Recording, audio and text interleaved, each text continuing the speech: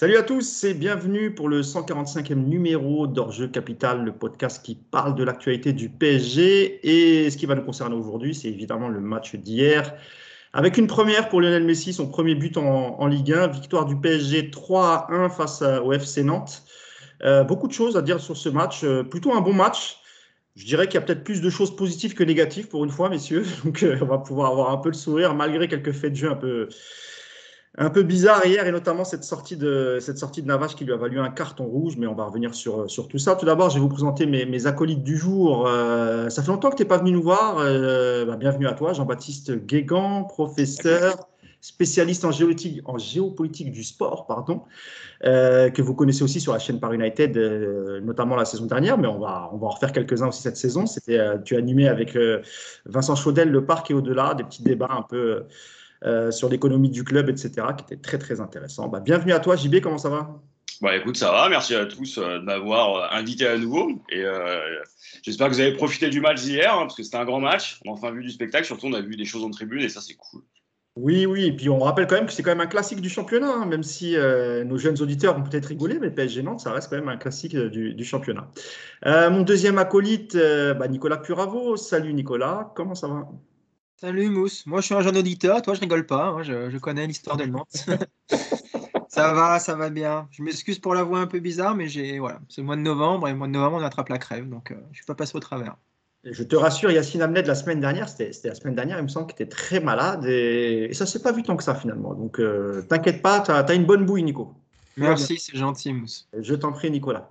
Euh, et puis le troisième, le titulaire indiscutable, le coach Yacine Amned. Salut Yass, comment ça va? Salut à tous, ça va, merci. Tu t'es pas tombé malade, toi, hier, avec le temps glacial au Parc des Princes? Je suis tombé malade la semaine dernière, donc ça va, je vais pas tomber malade toutes les semaines quand même. Ça va, t'as vu un bon match hier, je vois que t'as le sourire. Ouais, si, il y a eu des bonnes choses, notamment la première mi-temps. Ouais, on va y revenir, monsieur, on va y revenir. Et avant de démarrer, parce qu'on va en parler tout de suite, je vous montre. J'enlève ça. Bon, ça, c'était mon petit marque-page, hein, c'est pas très grave. Voilà. C'était sorti en 2019, coécrit avec Clément Perniat, Jean-Baptiste Guégan, et j'ai apporté ma toute petite contribution aussi. Voilà. Et pourquoi je vous montre ce livre? Parce que d'abord, il est toujours disponible, faites-vous plaisir. Un livre Paris United sur les 50 ans du club. Et avant de démarrer le débrief du match, je voulais qu'on revienne sur l'anniversaire du Virage Auteuil, qui nous a donné un beau spectacle hier. Et d'ailleurs, tu en parles, Jean-Baptiste, je te donne la parole en premier, tu en parles dans le livre sur les 50 ans. Il y a un petit, je ne sais pas si je le montre à la caméra, voilà. Il y a vraiment un chapitre qui est consacré aux tribunes de Boulogne, la naissance, tribune Boulogne et tribune Auteuil, et d'ailleurs aussi la naissance de la tribune Auteuil. Voilà, donc c'est là, c'est disponible, c'est toujours en vente, n'hésitez pas. Jean-Baptiste, qu'est-ce que tu peux nous dire sur cette... déjà, sur les festivités d'hier, et surtout en 5 minutes, si c'est possible, un petit résumé sur la création de ce virage Auteuil. Déjà, hier, c'était assez fabuleux parce qu'on a vu, donc, pour les 30 ans, un virage entier se parsemer de plus de 500 fumigènes, si on en croit le rapport du délégué. Les images étaient incroyables à la fois dans le stade et à l'extérieur, l'ambiance était folle. Ça fait plaisir de voir ça au parc et ça fait plaisir de voir ça. Si on se souvient du plan Le Proux, ça fait encore plus plaisir. Et surtout, aujourd'hui, ça a été la plus belle ambiance qu'on ait vue en France de l'année, loin devant le classico marseillais auquel j'ai assisté. C'était absolument incroyable. Donc ça, déjà, c'est des images qui restent. On verra ce que la Ligue en fera. On verra s'il y a sanction ou pas. Mais ça, Je pense qu'il y aura sanction. Pour en revenir à Auteuil, Auteuil, finalement, ça a été le pendant de Boulogne. Le Cup of Boulogne a été le premier virage organisé, structuré. Et donc, il y a eu une volonté de la part des supporters de se rassembler, puisque finalement, la tribune Boulogne avait mauvaise presse. Donc, on a eu à Auteuil, finalement, une autre construction de virage. Ça tombe bien, ça correspondait au moment où Canal+ a repris le PSG. Et donc, il y avait l'idée de construire finalement 2 virages qui se répondaient. Ça permettait aussi à Canal, et aussi, c'est vrai que Canal a favorisé aussi le développement d'Auteuil, ça permettait d'avoir finalement une image un petit peu moins négative que celle que pouvait renvoyer Boulogne à l'époque. Et donc, on a vu les Supra notamment mettre en place un virage, des animations, un autre état d'esprit. On était plutôt dans une logique à l'italienne, plus que celle qu'on voyait avec le Cup Boulogne. Et donc, ça a donné naissance à l'une des plus belles ambiances de France, C'est-à-dire qu'en quelques années, on a vu les deux virages se répondre. On a vu finalement un dialogue absolument incroyable entre Auteuil et Boulogne. Et puis, les années qui ont suivi ont été un petit peu plus compliquées. Notamment les années 2000, hein, JB, on est d'accord. Notamment au début des années 2000, enfin toute la première. C'est-à-dire qu'au début des années 2000, on a commencé à avoir des dissensions d'abord entre Boulogne et Auteuil, mais surtout à l'intérieur d'Auteuil. Et ça s'est mal terminé. C'est-à-dire qu'on a vu des affrontements, et puis derrière, on a eu tout ce qui s'est passé dans cette fabuleuse décennie 2010, où le club a failli disparaître, notamment sous la pression du pouvoir politique. Et là, on a eu droit au plan Le Prou qui a éclaté littéralement les virages. Et ça a été intéressant de voir ce qu'Auteuil est redevenu, c'est-à-dire qu'aujourd'hui, avec le CUP et finalement une nouvelle génération, on a retrouvé une ambiance dans le virage. D'ailleurs, on a aussi un retour finalement d'Ultra à Boulogne aussi, avec un autre état d'esprit que celui du COP of Boulogne. Enfin, en tout cas, on l'espère. Et on a aujourd'hui un parc qui retrouve du bruit. Tous ceux qui ont connu le parc dans les années 2010, et surtout au tout début de QSI, savaient que le silence était sympathique, mais que le parc, c'est pas un théâtre. Et donc, hier, on a fêté les 30 ans finalement de ce qui est l'une des plus belles réussites du club. C'est la fidélité des supporters. Et c'est l'incroyable passion des ultras. L'ambiance était stratosphérique. Et pour finir sur le volet virage Auteuil, je vous donnerai la parole ensuite, Yacine et Nico, si vous voulez dire un mot. Alors, il semblerait que toutes les associations de l'époque n'étaient pas représentées hier. Il y a une petite polémique hier, JB. Ouais, si tu peux nous en parler 2 minutes. Voilà, on a vu sur les réseaux sociaux remonter finalement ceux qui ne sont pas revenus après le plan Le Prou et qui remettaient en cause la fameuse unité autour de ces 30 ans. C'est-à-dire que certains se disent, nous on était là au début, mais on n'est plus dans les tribunes depuis Le Prou, on ne veut pas y retourner. Il faut expliquer que même à l'époque, c'est comme aujourd'hui un peu au CUP, mais à l'époque, il y avait différentes associations de supporters à l'intérieur de la tribune Auteuil. Il y avait, pour ne citer que, il y avait les Vitesse Falco, les Mystic Tigris, il y en avait d'autres, je ne sais pas si tu veux les citer, JB. Mais l'idée, c'est de se dire que, en gros, Auteuil aussi. Voilà, un virage, c'est finalement pléthore de petites unités qui se coordonnent et qui finalement a chacune sa position dans la tribune et contribue à l'ambiance à sa manière, avec parfois aussi des dissensions, des concurrences, des rivalités. Et avec le plan Le Prou et le fait qu'on n'ait plus la possibilité de se réorganiser en tribune, certains ont décidé de ne pas revenir, d'autres, au fur et à mesure, et notamment avec l'arrivée des grandes stars, le retour d'une équipe cohérente, l'envie de retourner au parc, simplement, ils sont retournés. Et donc, il y a toujours cette fracture qui est là. Elle est minimale, hein, ça n'a pas empêché la fête hier, mais certains n'étaient pas représentés, certains n'étaient pas là. On peut le déplorer. Après, il y avait la volonté de faire l'unité. Et puis, le club a évolué. Donc, c'est peut-être aussi pour ça que cette polémique, elle n'a pas eu tant d'écho que ça. Oh, très bien. Nicolas, est-ce que tu veux ajouter un petit mot sur les festivités hier de l'anniversaire du virage Auteuil? Est-ce que toi-même, tu étais abonné à l'époque à cette tribune Auteuil, Nicolas? Non, moi, j'étais pas en tribune. J'étais avec mon père. On était dans la classe supérieure. Nous, on était chez les riches. Non, je rigole. Non, j'étais juste à côté de. J'étais en tribune J à l'époque. Toi, ça remonte. Hein. Ouais. J'étais en tribune J il y a longtemps, hein, donc pendant une dizaine d'années. Ouais, donc non, c'est bien ce qu'ils ont fait hier. C'était une belle ambiance. Après, ce qui est dommage, c'est que ça va être sanctionné d'un huis clos sans doute, donc ou du moins d'une fermeture de tribune. C'est un petit peu le paradoxe. On trouve toujours bien ce genre de festivités, ce genre d'animation, mais la Ligue est la première à communiquer dessus et aussi la première à sanctionner derrière, donc c'est un petit peu le paradoxe. Mais en tout cas, il fallait marquer le coup, ils l'ont fait, et puis tant pis, effectivement, si ça occasionne une fermeture de virage pour un match ou deux, ça valait le coup, je pense, de faire cette fête. Après, moi, je suis assez loin de toutes ces polémiques, de tous ces groupes, de toutes ces rivalités. J'avoue, c'est quelque chose, c'est un sujet qui m'intéresse, mais j'aime pas trop me prononcer dessus parce que je trouve ça tellement absurde, et notamment là, ce qui vient de se passer récemment à Boulogne avec ces groupes qui ont été mis dehors du parc parce qu'on commençait à voir ressurgir un petit peu les spectres du passé. Donc voilà, moi, tout ce que j'espère, c'est que ceux qui veulent pas revenir au parc parce qu'ils aiment pas la nouvelle direction prise par ce PSG, écoute, qu'ils reviennent pas, en tout cas pas pour foutre la merde. Et puis que ceux qui viennent continuent à animer les tribunes comme ils l'ont fait hier, parce que c'était vraiment, effectivement, comme l'a dit JB, c'était un sacré spectacle. Alors moi, j'étais pas au parc hier, j'ai vu ça à la télé, mais rien qu'à la télé, déjà, ça faisait beaucoup de bruit. Donc j'imagine qu'au parc, ça devait sacrément résonner dans les oreilles, et c'était drôlement chouette. Et tu as remarqué qu'Amazon n'a pas diffusé les images de ce qui se passait en tribune, ce qui est vraiment triste. C'est dommage. Ouais, bah écoute, on Pas s'en très bien fout un compris. peu, hein. On a vu ça sur les réseaux sociaux, t'inquiète pas. Ouais. Déjà, il nous avait fait quelques photos, Yacine, qui était au parc, et notamment aussi une petite vidéo lors de la 30e minute. Un mot, Yacine, toi qui es un grand habitué du parc, un abonné éternel depuis les années 80, qu'est-ce que ça t'a fait de revoir tout ce virage en feu? Ça a dû te rappeler des sacrés bons souvenirs, Yass. Ouais, parce que moi en plus j'ai fait les deux tribunes, c'est-à-dire que j'ai commencé à Boulogne et j'ai fini à Auteuil. Donc, Ah oui, il valait mieux commencer à Boulogne et pas finir, hein. Ah, Avec ta tête et ton prénom, même si, alors je rectifie, hein, ça ne concernait pas toute la tribune Boulogne, évidemment, mais la preuve. j'ai connu ça à l'époque. Il a fallu que plusieurs fois je parte 5-10 minutes avant la fin du match parce que j'étais souvent en virage. Oui, c'est ça, enfin, à côté, vraiment collé à Boulogne. Je ne sais plus si c'était la Tribune tribune A. H ou G, j'ai plus de souvenirs. C'était K, non? Ou, Ou ah K. ouais, voilà, c'était quelque chose. Et ouais, j'ai déjà couru très souvent dans ces années-là, à la fin du match, parce que c'était assez, ouais, un peu dangereux quand même. Voilà, Yass. Et ouais, donc bah oui, évidemment, ça fait du bien. Et parce que moi, je considère aussi que les fumigènes, ça fait partie du spectacle. Alors, on essaye toujours de trouver des solutions encadrées, etc. Mais moi, je trouve que ça fait partie du spectacle. Ça donne un côté encore plus grand au spectacle, au tifo, etc. Voilà, après, bah, bon anniversaire déjà à la tribune. Et puis bravo pour ce qu'ils ont fait hier.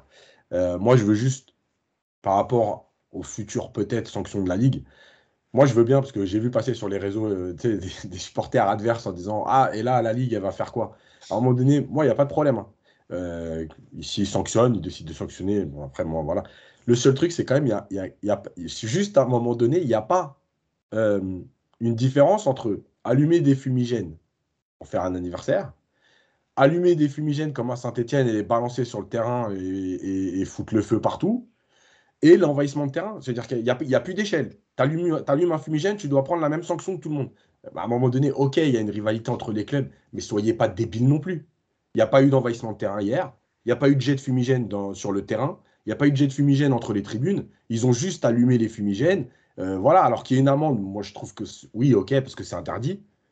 Franchement, s'ils ferment la tribune, je suis désolé, mais c'est un scandale parce que ça voudrait dire qu'on est sur la même échelle que tout ce qui s'est passé depuis le début de saison. Donc, Ouais, ouais, puis ça sera un gros manque de psychologie de la part de la Ligue. Voilà, c'est l'anniversaire d'une tribune, alors que oui, financièrement, sans doute, il y aura sans doute une amende, mais qu'on ferme la tribune alors que c'était plutôt bon enfant. Alors évidemment, pour les télés, c'était pas très cool parce qu'à un moment, avec, avec la fumée, on voyait plus beaucoup. Mais en dehors de ça, c'était très bon enfant. Il n'y a eu aucun incident. Donc voilà, moi, je trouve que c'était quand même une belle fête. Il fallait marquer le coup, c'était le cas. C'était une grande tribune, donc voilà. Alors je remonte le livre. Paris United, bien évidemment. Achetez-le. Une histoire populaire du PSG, 50 ans de passion, avec l'ami Jean-Baptiste Guégan, Clément Pernia. C'est toujours disponible. C'est vraiment toute l'histoire du club et notamment un gros chapitre sur les deux tribunes. C'est très intéressant. Donc n'hésitez pas. Voilà. Et bien évidemment, Nicolas, ça c'est pour toi. Comme chose promise, chose due. Ah, J'attends de la voir. ouais, l'image est figée, mais je t'entends. Ça va, tout va bien. Donc, on va rentrer dans le vif du sujet, messieurs. Victoire, je le disais hier, 3-1 du PSG, avec un premier but de Kylian Mbappé. Je vais vous citer les deux buteurs. Ensuite, il y a eu un but contre son camp d'Apia. Et troisième but magnifique de Lionel Messi, la spéciale Messi, hein, une super belle frappe du gauche. Contre un but de Colo à la 76e minute. Et aussi PSG qui a joué à 10 et l'expulsion de Keylor Navas, on va y revenir. D'abord, globalement, sur le match, Nicolas, on peut dire que c'était peut-être la meilleure première mi-temps du PSG en termes de jeu. Ah oui, bah oui, carrément. Et puis pas qu'un peu. On a vu une équipe comme on aimerait la voir toutes les semaines, j'ai envie de dire, contre ce genre d'adversaire. C'est-à-dire que la première mi-temps, il n'y avait qu'une seule équipe sur le terrain, il y avait un pressing très haut, il y avait une volonté de récupérer la balle immédiatement à chaque perte.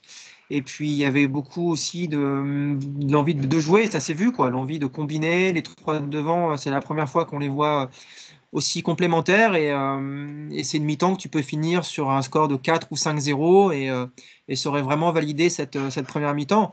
Après, la deuxième période est plus compliquée avec notamment l'expulsion de Navas et puis une remise en route habituellement un peu poussive, mais à l'arrivée, c'est un match où au moins on commence un petit peu à voir ce que cette équipe peut proposer, du moins contre ce genre d'adversaire.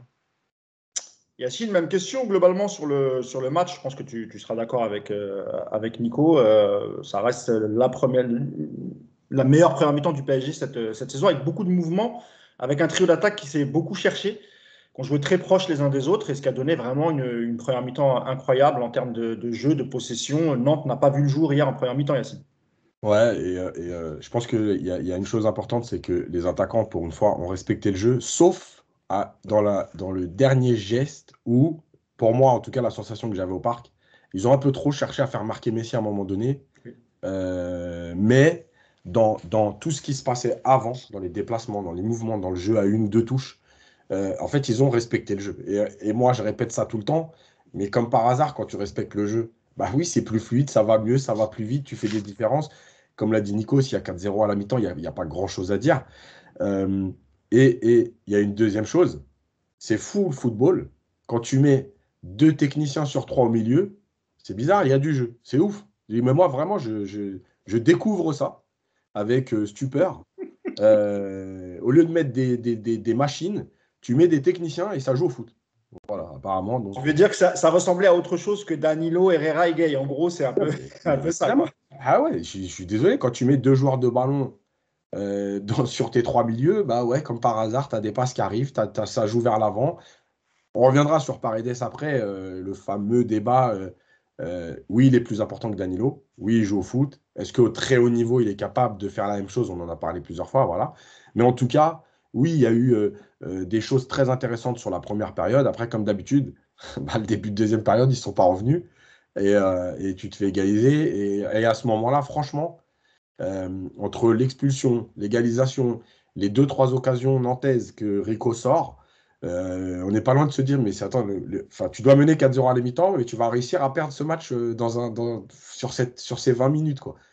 Voilà, c'était dur. Après, les circonstances du deuxième but qui te remettent dedans et tout.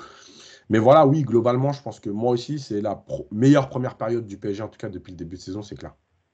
Même question, Jean-Baptiste. Est-ce que tu as pris du plaisir alors, je ne sais pas si tu étais Oui. au parc ou devant ta télé, mais je crois que tu étais devant ta télé hier soir. Ouais, j'étais même avec ma fille.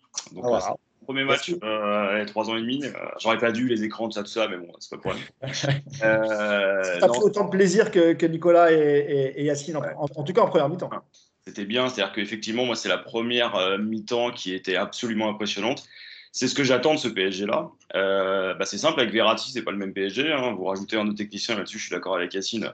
Bah, forcément, le ballon, vous le perdez pas, et puis il vous brûle pas les pieds.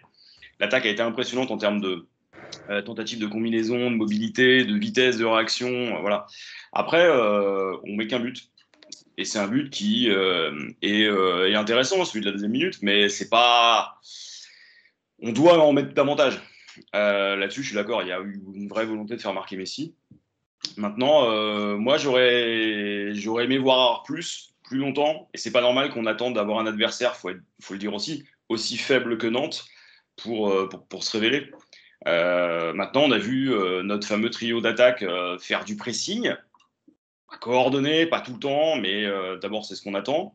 On a vu des joueurs avancer, on a vu des joueurs être conquérants, et puis on a vu le retour de la mi-temps. Bon, bah voilà quoi. C'est-à-dire qu'on n'a pas tout réglé. Nicolas, justement, il parlait un peu du repli défensif des attaquants. Et hier, on a vu quand même un Kylian Mbappé qui était. Et Neymar aussi, un peu moins Messi, mais ça, on a l'habitude. Mais c'est vrai que déjà, Mbappé, il est quasiment partout. Évidemment, il cherche comme l'a dit Yacine, c'était un peu abusé, même Neymar d'ailleurs, à faire marquer Messi. Mais bon, ça dénote aussi d'un état d'esprit plutôt collectif. C'est quand même bien, parce qu'ils se disent aussi que si on peut donner un peu plus de confiance à Messi, c'est pas plus mal, ce qui a été le cas. Mais c'est vrai que sur Mbappé, hier, c'était un match plutôt complet, Nico. Ouais, mais tous. Après, pour rebondir sur ce qu'ont dit Yacine et JB, ce qui est intéressant avec ce qu'on voit hier, c'est qu'on sait que les trois de devant, c'est pas des joueurs qui vont faire des courses de 30 ou 40 mètres pour revenir et pour défendre, on le sait. Yacine le dit assez souvent, il faut privilégier des courses de 5-6 mètres vers l'avant pour avoir tout de suite de l'intensité et récupérer très vite le ballon. Si tu as une équipe qui est capable de résister à ces 5 premières secondes de pressing, c'est là où on est en difficulté. Et c'est là où ce sera beaucoup plus compliqué dans ce schéma avec ces trois-là. Hier, les Nantais, dès que tu les as atomisés au niveau pressing pendant ces 3-4 premières secondes, il n'y avait que des pertes de balles, tu récupérais très haut, et à l'arrivée, ça te donne cette belle première mi-temps.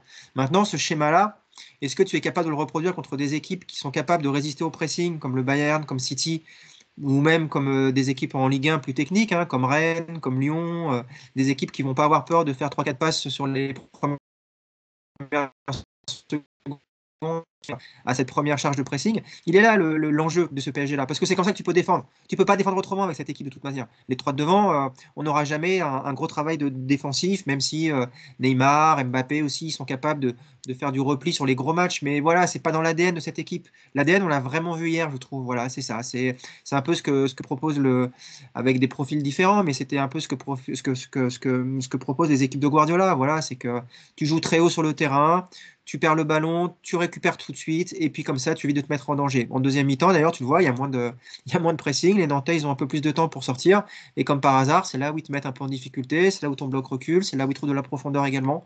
Donc voilà, elle est là, la clé. Maintenant, moi, je suis pas convaincu que malheureusement cette équipe soit capable de faire ça contre des grosses équipes comme City. Voilà, je pense que c'est des équipes, parce que ça reste, JB le dit bien, hein, c'est un pressing super désordonné. Tu sens que c'est quand même pas bien coordonné. Tu sens que c'est un peu chacun son tour, comme on le sent. Alors hier, ça marche très bien parce qu'en face, ça garde pas le ballon. Contre City, tu peux pas faire la même chose. Ça, c'est impossible. J'y crois pas une seule seconde. Donc il est là l'enjeu pour cette équipe, ça va être de trouver l'équilibre entre ces deux schémas-là. Et sur les matchs comme contre Nantes, par contre, effectivement, on doit voir ça tout le temps maintenant. Quand tu vas jouer des équipes comme ça qui ne sont pas capables de ressortir le ballon proprement sur le pressing, bah voilà, tu dois faire demi-temps comme ça, et à l'arrivée, c'est des matchs que tu vas gagner 7-8-0 sans aucun problème. Yacine, comment t'expliques ce que vient d'expliquer Nico? C'est-à-dire que tu fais une super belle première mi-temps et avec du pressing, du contre-pressing, tu récupères le ballon assez rapidement à la perte de balle, etc. Tu as beaucoup de mouvements, beaucoup d'occasions. Et comment t'expliques, encore une fois, qu'en deuxième mi-temps, il y a une baisse de rythme? C'est quoi? C'est la projection sur City? Est-ce que l'équipe se dit on contrôle tellement le match, on n'a pas besoin d'en faire plus? Parce que ça aurait pu nous coûter cher. Parce que je rappelle quand même, et tu l'as dit, Yacine, avant l'égalisation de Nantes, après l'expulsion de Rico, de Navas, pardon, Rico, il fait quand même 2 arrêts qui empêchent cette équipe de Nantes de revenir à un partout et qui sait peut-être même mettre un deuxième but dans le temps faible du PSG. Comment t'expliques ça alors qu'ils étaient vraiment très très au-dessus en première mi-temps, Yass? Mais je pense qu'il y a plusieurs raisons, parce que déjà, les débuts de seconde période, c'est pas avant City, c'est depuis le début de saison. Je crois que dans chaque papier, je l'ai écrit. Donc ça, c'est un problème à régler. Alors, je sais pas d'où il vient. Est-ce que c'est à la pause, la causerie qui ne remobilise pas? Est-ce que les joueurs se disent à partir de la deuxième mi-temps, bah, on donne un peu moins parce que les matchs s'enchaînent et qu'on se préserve? Parce que, en fait, hier, rapidement, alors il y a le fameux début de seconde période qui est pas bon, mais tout de suite, on le voit au parc, c'est que les trois de devant ne font plus les courses du tout. Et en fait, ton équipe, elle est coupée en deux. Et moi, enfin, je ne vais pas dire que ça me fait plaisir, mais c'est important parce que ça prouve bien ce qu'on dit depuis plusieurs semaines, voire plusieurs mois. L'idée, comme l'a dit Nico, c'est qu'avec ces joueurs-là, c'est de rester haut pour leur éviter les grandes courses, mais surtout que tu peux avoir n'importe qui derrière, etc. En fait, dans le football d'aujourd'hui, même contre Nantes, tu ne peux pas défendre à 7. Tu ne peux pas couper ton équipe en deux. Donc, le problème, c'est qu'il va falloir que Paris le fasse sur la durée. On peut reprendre tous les matchs de cette saison. Il y a toujours des énormes temps forts, parce que même à Rennes où tu perds le match, je crois que c'est entre la 15e et la 30e, 35e, où Paris a pratiquement 4-5 occasions énormes, où ils doivent plier le match justement. Et après, tu prends un but en fin de première, en fin de début de deuxième, et c'est fini. Euh, donc, il y a des temps forts. Là, le temps fort, entre guillemets, il a duré plus longtemps. Il a duré pratiquement toute la première période. Il a manqué l'efficacité pour vraiment tuer le match. Je pense qu'il y a quelque chose qui se passe à la mi-temps, il y a quelque chose qui se passe dans la tête des joueurs, et athlétiquement, il n'y a pas forcément des joueurs qui sont capables aussi, aujourd'hui, de tenir 70, 75, 80. Et c'est encore une fois là aussi que le comportement de Pochettino me dérange, parce que nous, on le voit au parc.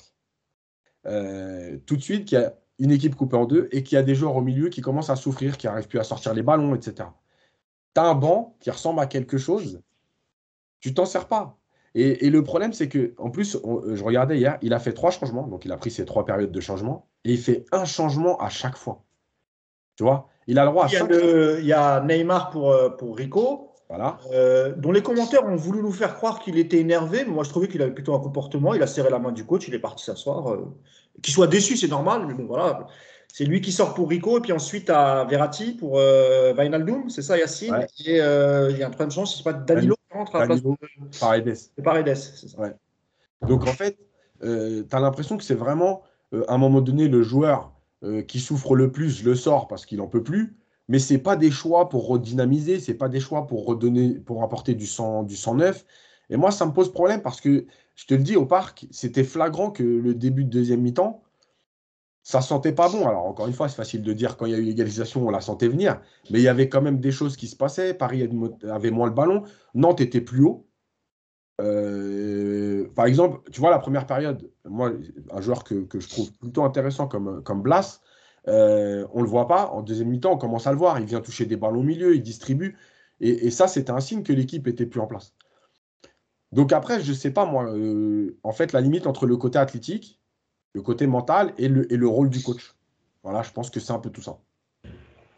Jean-Baptiste, bah, pareil, hein, un peu la même question, mais tu commençais à le dire tout à l'heure, tu étais un peu déçu parce qu'il y a eu beaucoup d'occasions en première mi-temps et évidemment qu'on aurait pu mener 3-4-0 à la mi-temps et peut-être ça aurait à ce moment-là permis au coach de faire tourner, de reposer certains cadres. Je rappelle que Verratti était de retour en tant que titulaire après une blessure, je crois, qui a duré 4 semaines, hein, s'il me semble, quasiment un mois. Paredes, qu'on n'avait plus revu sous le maillot du PSG depuis très longtemps, qui avait joué avec l'Argentine et qui était rentré jeudi ou mercredi et qui a été titulaire tout de suite. Est-ce que, comme Yacine, JB, tu es un peu déçu parfois du coaching de Pochettino, qui aurait pu hier effectivement à arriver à la 50e, 55e, on voyait qu'évidemment, des joueurs comme Paredes, Verratti, c'était un peu plus difficile pour eux. Est-ce que tu regrettes qu'il n'ait pas, comme souvent d'ailleurs, qu'il n'ait pas fait des changements plutôt parce qu'on avait quasiment un groupe au complet, à part quelques éléments, Ramos, Kimpembe et Marquinhos. Qu'est-ce que tu en as pensé, toi, du coaching, JB? Moi, j'ai un problème depuis le début de saison, et c'était même depuis son arrivée avec Pochettino, c'est que j'ai l'impression que les changements et lui, c'est quelque chose qu'il ne maîtrise pas. À chaque fois qu'il fait des changements, ça ne change pas le match. Il n'est pas capable de modifier la dynamique avec ses changements.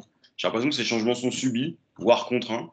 C'est là où je suis d'accord avec Yacine, c'est-à-dire que j'ai l'impression qu'en tant que coach, il ne se sert pas de cette carte qui consiste à changer un joueur pour un autre, à modifier un système. Moi, je me souviens du Classico à Marseille. Je l'ai vu le PSG subir, j'ai vu le PSG se faire marcher dessus à certains moments, et j'avais l'impression que sur le banc, j'étais à côté. Il n'y avait pas de réaction. Là,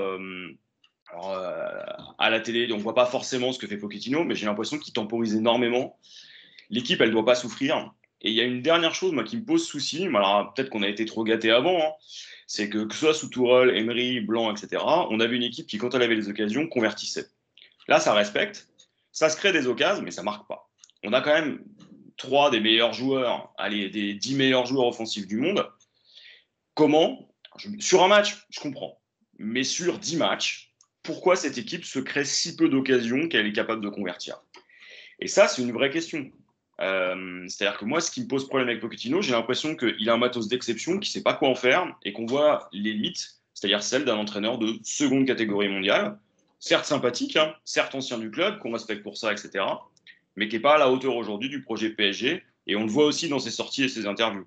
C'est-à-dire quelqu'un qui aujourd'hui plafonne et qui espère presque une porte de sortie à la Tourelle, c'est-à-dire virez-moi, virez-moi, virez-moi. De toute façon, on va reparler, JB, de l'interview qu'il a accordée au journal L'équipe, qui est un peu criante et qui m'a surpris, en même temps non, parce qu'on avait déjà senti dans l'interview du JDD des prémices de ce qu'était devenu Pochettino au PSG. Et là, il fait que confirmer qu'en gros, il a un peu désarmé, que le PSG, c'est un club spécial. Mais comme j'ai dit, on va y revenir. Un dernier mot sur le trio d'attaque, messieurs. Je voulais votre avis. Est-ce que c'est ça que doit faire Pochettino, Nicolas? Est-ce que ce que tu as vu hier sur le trio, même si on avait annoncé Messi à droite, je te trouvais un peu libre, il revenait un peu dans le centre. Tu avais parfois aussi Mbappé qui changeait de place avec lui, qui allait à droite. Est-ce que l'animation offensive, en tout cas en première mi-temps, c'est ça qu'il faut faire, Nico, pour les prochains matchs? Même si tu as des doutes sur le milieu de terrain et sur la manière de presser, parce qu'eux ne font pas forcément tout le temps de job. Mais est-ce que ce que tu as vu, toi, du trio d'attaque hier, c'est ce que doit continuer à faire ce trio dans les matchs à venir? Alors, qu'est-ce qu'ils doivent faire? Ils doivent combiner entre eux de toute façon. Voilà, c'est ça qu'on attend. On attend qu'il y ait des circuits de passe, des complémentarités, des gestes un petit peu venus de nulle part. Voilà, c'est trois joueurs qui sont très créatifs. Et donc, on a hâte de les voir effectivement s'entendre ensemble sur le terrain. Après, sur le positionnement, je trouve que la donne ne change pas de manière. Le match d'hier ne change pas grand-chose sur la donne. C'est-à-dire que on voit que Messi, de toute façon, n'est plus un joueur de couloir et que sa place n'est pas à droite mais dans l'axe.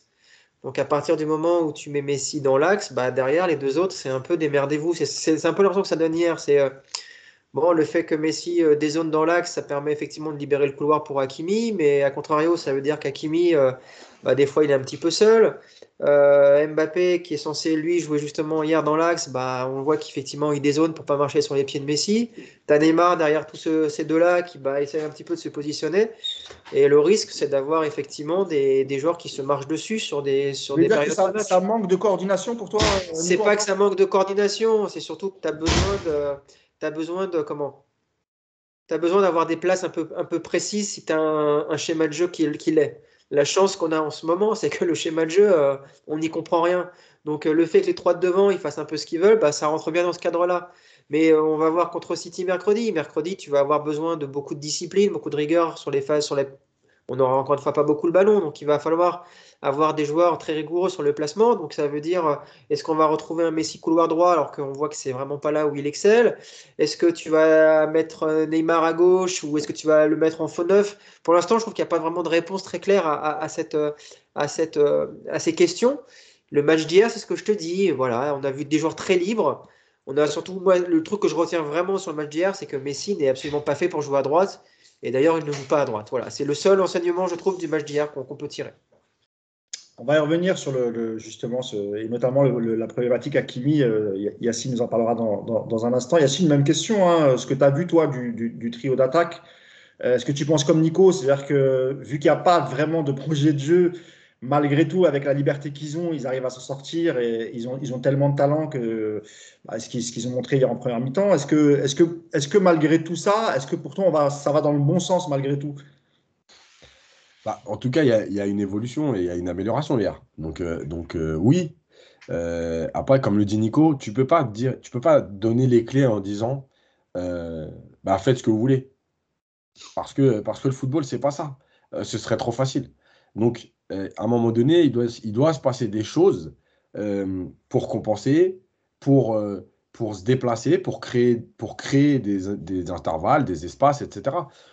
Donc, si chacun fait ce qu'il veut, bah, en fait, tu vois, quand tu es coach, tu mets en place des choses et en fait, entre nous, enfin, dans le jargon, on appelle ça des starters. C'est-à-dire que par exemple, à un moment donné où Messi prend le ballon et rentre à l'intérieur, ça déclenche quelque chose. Donc, ça déclenche quoi? Ça peut déclencher un appel d'Hakimi, ça peut déclencher Neymar qui vient proposer à l'intérieur pour libérer le couloir de l'autre côté, pour aller chercher Bernat, etc. Si, On a vu ce type d'action hier, Yacine. oui, oui, oui, mais pas beaucoup. Et le truc, c'est que pourquoi je dis ça? Parce qu'en fait, quand c'est pas prévu et que c'est un peu de l'improvisation par les joueurs offensifs parce qu'ils ont du talent, eh ben, en fait, les autres, ils savent pas à quel moment ils doivent y aller. Et on en reparlera notamment quand je vais parler d'Hakimi, parce que pour moi, c'est symptomatique de tout ça. Pareil, hein, JB, sur le trio offensif. Bah, moi, je suis entièrement d'accord avec Yacine et avec Nico, c'est-à-dire ce qui me pose question, moi, c'est l'impréparation. C'est-à-dire que j'ai l'impression qu'il n'y a pas de circuit de jeu qui ont été prévus, qu'il n'y a pas de schéma de jeu, que Pochettino n'a pas préparé 3-4 situations où les uns les autres savent exactement ce qu'ils doivent faire. Concrètement, on devrait, avec cette équipe-là, avoir le même niveau de maîtrise que le Bayern, que City. On devrait avoir les mêmes circuits préférentiels et on devrait avoir des choses qu'on soit capable de ressortir à chaque match en disant, regardez, là, c'est les mêmes combinaisons. De la même manière que tu as les attaques placées en NBA, de la même manière qu'on a vu hier les Bleus battre les Blacks en rugby avec des schémas de jeu qui avaient été préparés, Là, moi, j'ai l'impression que c'est les gars devant, vous êtes tellement bons, débrouillez-vous, parce que de toute façon, si je vous donne quelque chose à faire, vous n'allez pas le respecter. Ou à l'inverse, je ne sais pas faire, donc je vous laisse improviser, les gars. Alors, il y a une part de hasard là-dedans, mais ça explique aussi peut-être pourquoi on n'arrive pas à marquer autant qu'on le devrait. Parce que derrière, en soutien, c'est un peu au petit bonheur la chance, et il y a quand même beaucoup de matchs qu'on a arrachés avec les dents. Là, on gagne à 10 contre 11 dans une ambiance de folie, mais on peut très bien le perdre ce match. Et on a City qui arrive mercredi, ça va être un vrai juge de paix. Bon, moi, je vous trouve globalement un peu dur, en tout cas sur la première mi-temps du trio offensif. Enfin, dur, c'est un bien grand mot, mais ce que je veux dire par là, c'est qu'on a eu quand même parfois l'impression que c'était très maîtrisé, et notamment dans les petits espaces, quand ils cherchaient, quand il y a eu combien des dédoublements, des 1-2, surtout à l'intérieur de la surface. Moi, je trouvais que ça prenait forme, en tout cas. Vas-y, Nous, Nico, si tu veux en dire un mot, fait, Nico? alors, juste pour réagir sur ce que dit JB, c'est normal que cette équipe n'ait pas encore la même maîtrise que City ou le Bayern, parce que tu as, Oui. tu sais, des nouveaux joueurs. Mmh. Ça, pour le coup, je vais un petit peu défendre Pochettino. Je veux dire, c'est normal qu'on ne soit pas à ce niveau collectif. Par contre, là où il a raison, c'est que on ne revoit pas un match sur l'autre des phases de jeu claires. C'est-à-dire que, comme le disait Yacine, on ne voit pas, par exemple, Messi rentrer, décaler donner de l'espace à Hakimi. Messi va trouver un relais, par exemple, au milieu du terrain qui va ensuite redécaler sur Hakimi. Des schémas assez clairs du jeu à 3, des triangles assez basiques. C'est des choses qu'on ne revoit pas souvent. Par contre, effectivement, sur le match d'hier, on voit des combinaisons, mais c'est plus de l'inspiration sur le moment. C'est plus de l'improvisation de la part de joueurs très talentueux qui comprennent et qui parlent le même football. Mais tu sens qu'effectivement, c'est pas un travail de fond de l'équipe. Alors peut-être qu'on se trompe complètement et qu'aux entraînements, il y a un énorme travail et que c'est long à se mettre en place. J'aimerais croire que c'est ça. Maintenant, je suis un peu plus négatif sur ce que je vois et j'ai quand même vraiment l'impression que c'est on met en place un système où c'est les trois de devant vont se démerder offensivement. Il faut juste que derrière, on soit solide et que vous leur donniez des ballons. Voilà. Moi, j'ai vraiment l'impression que le plan de jeu du PSG aujourd'hui, c'est ça. Si c'est effectivement le cas, bah oui, c'est normal d'être un peu râleur et de se dire c'est du gâchis parce que tu as quand même des joueurs qui méritent mieux que ça. Et si c'est juste une question de temps, on va encore en donner un petit peu. Mais voilà, moi j'aimerais voir quand même. C'est aussi une question de stabilité aussi, Nico. Moi, je le répète souvent, c'est jamais forcément toujours le même 11, c'est jamais le même milieu de Je suis terrain, pas d'accord, Mousse. défenseur. Je suis pas d'accord, Mousse. Demain, tu sors les 11 joueurs titulaires de City, tu mets 11 mètres à la place, ce sera le même style de jeu. Tu regardes le Barça hier soir qui a joué avec, je crois, 7 jeunes de la Masia, c'est toujours le même style de jeu. Un style de jeu, c'est pas une question de joueur, c'est des idées. C'est de dire quand la balle elle est sur ton axial gauche, il va donner au latéral. Le milieu ici il va décrocher, lui il va monter. Enfin, c'est des systèmes de jeu et c'est pas une question de joueur. Effectivement, les joueurs c'est de la complémentarité, c'est de la fluidité. Mais le principe même de base, je ne demande pas à avoir 40 phases de jeu différentes par match qu'on va retrouver, mais juste deux, trois idées un petit peu claires sur comment on amène les latéraux en position de centre, comment on va décaler un mec du milieu, comment on va lancer un mec peu en profondeur. Et ça, on ne voit pas du tout, quoi. On voit des situations, alors des fois c'est très beau comme hier, mais c'est de l'improvisation. On sent que c'est quand même pas un truc qui se fait naturellement parce qu'on a bossé ça pendant 15 jours à l'entraînement. Bah, c'est intéressant ce que tu dis. D'ailleurs, on reviendra sur ça parce que c'est très intéressant ce que tu dis, Nico, par rapport à l'interview, parce que ça rejoint un peu le contenu de l'interview de Pochettino donné dans l'équipe. Oui, JB? Bah, juste un exemple pour concrétiser ce que disait Nico. C'est-à-dire que l'exemple le plus flagrant, c'est ce qu'on est incapable de faire sur corner et sur coup de pied arrêté. C'est-à-dire que dans un grand club, c'est pensé, il y a des équipes spéciales pour ça, il y a des coachs qui travaillent ça. Nous, encore une fois, c'est ah tiens, qu'est-ce qui tire le corner là? Ouais, bon, on va voir comment on fait. Bon, on va le faire encore une fois à deux, et puis on attend de voir ce que ça donne, et puis on marque pas. Quand on voit ce qu'a fait Chelsea, par exemple, encore ce week-end, quand on voit ce que font certains des grands clubs, il y a des phases qui sont pensées. Et nous, on a l'impression que c'est ouais, t'inquiète, on voit la balle là, et puis on va bien trouver un joueur. C'est cette difficulté-là, c'est-à-dire que c'est l'impréparation. Et on ne devrait pas être. Pochettino, il n'est pas arrivé il y a 2 mois, hein, il était déjà là avant. Avec le matos qu'il a, le temps, on ne l'a pas. Et puis concrètement, dans 1 an, peut-être qu'il y en aura 2 qui ne seront plus là non plus. Oui, c'est vrai. Je vous ai demandé un thème par rapport au match d'hier, un thème que vous vouliez développer. Je vais venir vers toi, Yacine. C'est un thème qui est très, très intéressant et ça concerne notamment Achraf Hakimi, qui avait fait un très, très bon début de saison, Yacine, hein. Vraiment, c'était vraiment le latéral droit dont avait besoin le PSG, un latéral très, très offensif. Et d'ailleurs, au début de saison et même pendant les matchs de préparation, je ne sais pas si vous vous souvenez, il avait été très très bon. Et on a l'impression qu'aujourd'hui, c'est un peu plus difficile. Après, on est quasiment à la moitié du championnat, on a un mois de la trêve. Mais ça, il y a des explications sur ça, Yacine. Et notamment hier, il n'a pas été beaucoup servi. Le jeu a beaucoup penché à gauche. On dira un mot d'ailleurs sur le retour de Bernat qui fait plaisir. Mais c'est vrai qu'on a l'impression qu'Achraf Hakimi, il a un peu abandonné vers la fin parce qu'il faisait des appels et que finalement, et souvent Messi, quand il avait le ballon, il s'arrêtait, il faisait une passe latérale ou en retrait. Et voilà, donc on a très peu vu hier Achraf Hakimi, mais il y a des explications, Yacine, là-dessus. Ouais, et alors, je fais juste une parenthèse sur ce qu'a dit Nico sur le principe, un truc, c'est Je que, t'en prie, regardez Yacine. bien City, par exemple, ils ont une phase de jeu qui répète très souvent, et c'est ça, moi, ce que j'appelle, ce qui n'est pas de l'improvisation, mais du travail. Quand Mahrez a le ballon côté, il y a toujours un joueur qui vient s'infiltrer devant lui, c'est-à-dire pas qu'il dédouble, mais qui vient faire un appel profond devant Mahrez pour soit être servi par Mahrez, soit ouvrir le champ à Mahrez pour qu'il aille. Et au deuxième poteau, il y a un joueur qui vient faire une course pour fermer si Mahrez cherche le deuxième poteau. Bah, en fait, le nombre de fois où City le fait, ça, c'est pas de l'improvisation. C'est préparé. Voilà. On sait que quand Mahrez a ça, les courses, c'est ça. Et après, lui, il fait le choix de dire, je sers, par exemple, De Bruyne qui est venu plonger, Sterling au deuxième poteau. Ça, c'est le choix du joueur. Mais les courses, elles sont préparées au moment de la réception du ballon de Mahrez. Ah, dans cette situation, voilà ce qui se passe. Voilà, c'est ça aussi que. Voilà.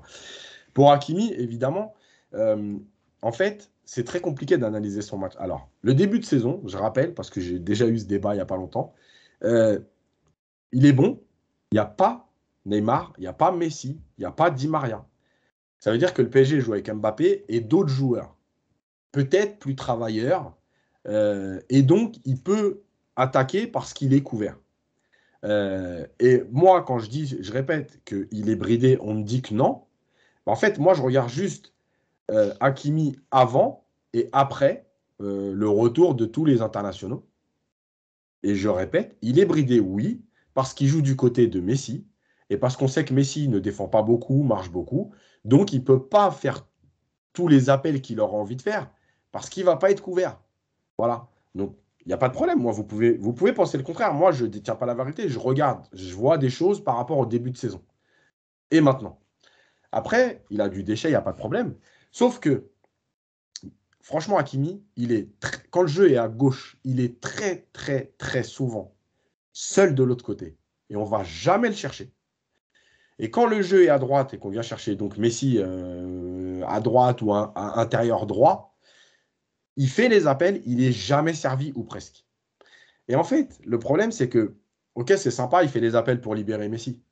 À un moment donné, le mec, c'est juste un joueur de football international, quoi. Donc, ok, je libère Messi, mais à un moment donné, tu as le droit de jouer avec moi aussi. Donc, il n'est jamais servi. Le problème, c'est qu'est-ce qui se passe après? Tu continues à faire les appels et tu n'es jamais servi. Tu es frustré. Tu fais de moins en moins d'appels. Alors, il fait l'appel de la 88e parce que c'est aussi grâce à lui que Messi marque en fait. Parce Ouais. que Messi, il peut éliminer enfin, il peut se repositionner sur son pied gauche parce qu'Hakimi, en faisant cet appel, Il est suivi. voilà, il empêche le défenseur d'intervenir sur Messi. Euh, Sauf qu'en fait, tout le monde nous dit ah, Hakimi, il est décevant. Mais il est décevant par rapport à quoi? Combien de fois il est servi? Combien de fois il est servi dans une bonne zone? Combien de fois il est servi quand il fait des appels vers l'avant? Combien de fois il est en position de centrer? C'est ça, en fait, qu'il faudrait dire. S'il reçoit 6 ballons sur 10 et qu'il rate ses centres, qu'il perd les ballons ou qu'il revient en arrière parce qu'il n'ose pas, ok, il n'y a pas de problème. Mais si le mec, il est souvent seul et jamais servi, moi, vous ne pouvez pas m'expliquer qu'il est plus mauvais qu'en début de saison. Il touche juste moins de ballons, il est moins recherché. Donc, au bout d'un moment, lui aussi, il ne peut pas faire que des courses de 60 mètres. Et il y a une scène hier au parc, euh, puisque j'avais la chance d'y être, qui est très symptomatique de ça, c'est que Messi récupère un ballon, enfin non, reçoit un ballon, et Hakimi est à peu près 10 mètres derrière, plus bas que Messi, et il ne fait pas l'appel. Messi fait une touche, deux touches, et là Hakimi se décide à y aller, et Messi donne le ballon à l'intérieur du jeu, et là il se retourne vers Hakimi et il lui dit en gros, mais tu sais, en gros, t'attends quoi pour y aller? Et tu vois bien qu'Hakimi, il sait très bien que le jeu c'est ça, sauf qu'il y est déjà allé 7 fois avant, et il n'a pas touché le ballon. Donc il s'est dit, j'y vais pas. Tu vois et je continue de dire, oui, dans l'absolu, le rôle d'Hakimi, c'est malgré tout de faire le 8e, le 9e, le 10e, le 11e. C'est ce que tu expliquais la saison dernière sur Baker. Voilà. C'est ton travail. Baker, pardon, désolé Nico, président du fan club de Baker qui joue aujourd'hui en Bundesliga. Il est blessé. Ça c'est ton travail de faire malgré tout les appels. Et après, c'est au coach de dire, oh les gars, s'il en a son 15e appel, à un moment donné, il va quand même falloir le servir. Mais le problème, c'est que ça crée toujours cette frustration et le joueur se dit, ah, vas-y, moi, c'est bon, j'arrête de les faire, les appels. De toute façon, on ne me donne jamais le ballon.